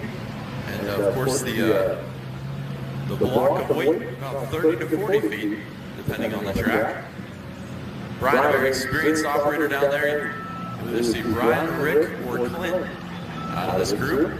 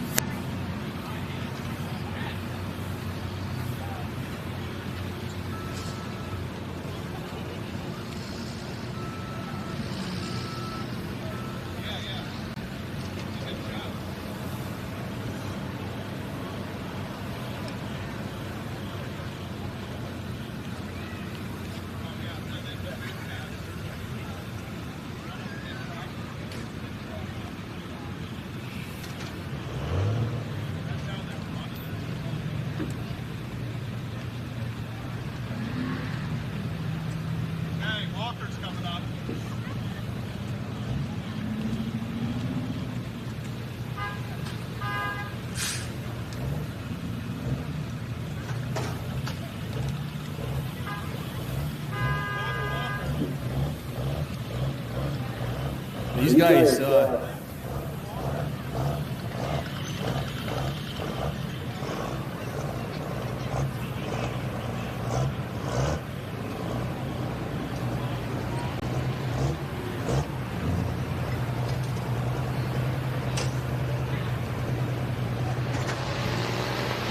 So it looks like we got Connor Walker here first up.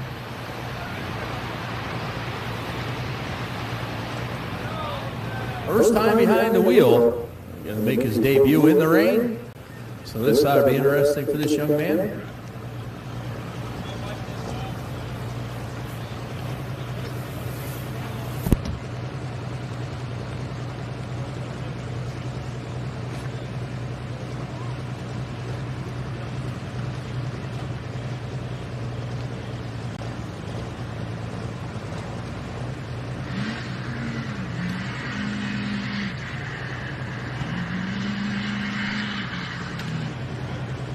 Thanks, fellas. Why don't you rip the grass all up for us? We appreciate all your fine efforts. Way to be a jerk.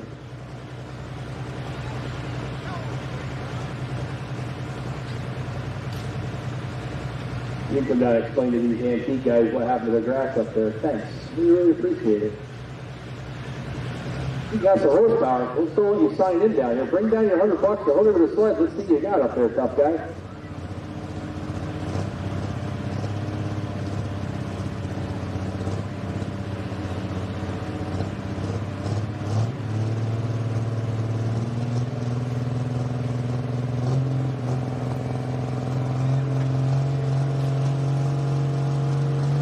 You're probably saying, anybody know where the windshield wiper switch is?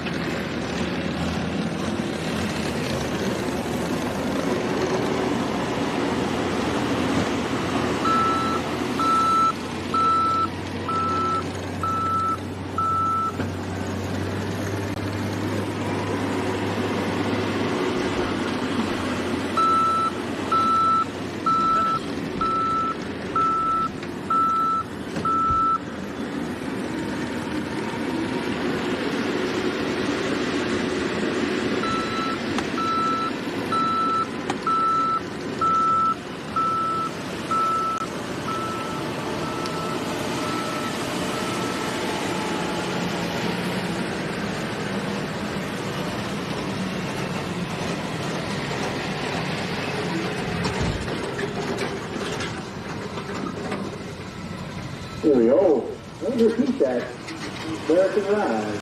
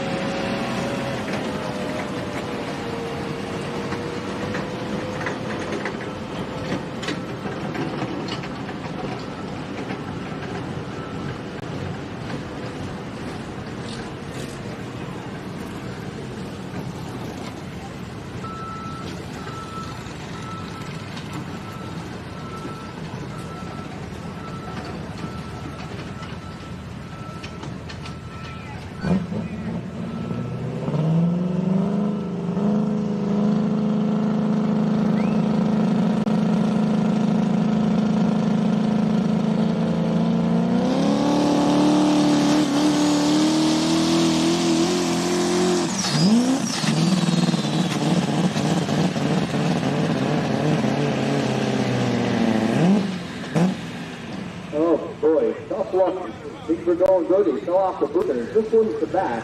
204.91. 204.91.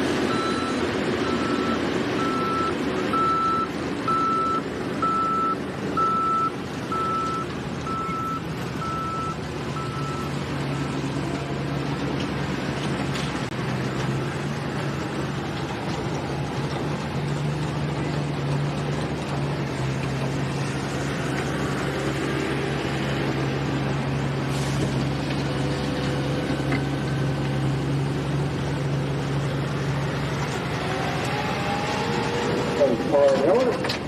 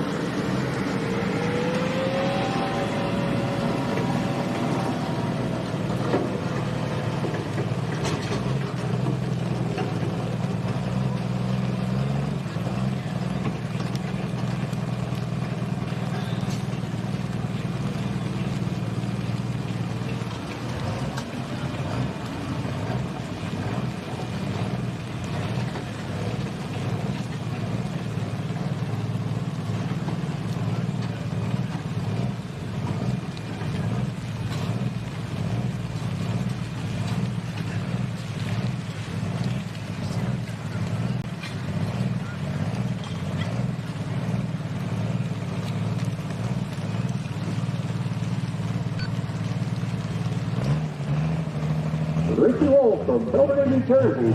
A strong run in F-250.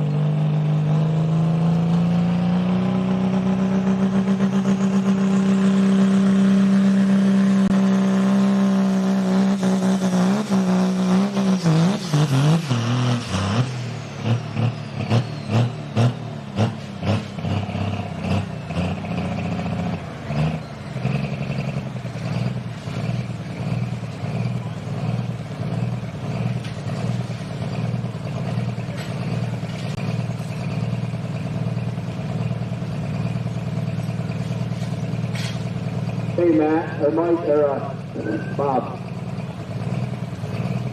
Bob, I think we need to bag this. He was going completely sideways. I think that's going to be about it for safety reasons.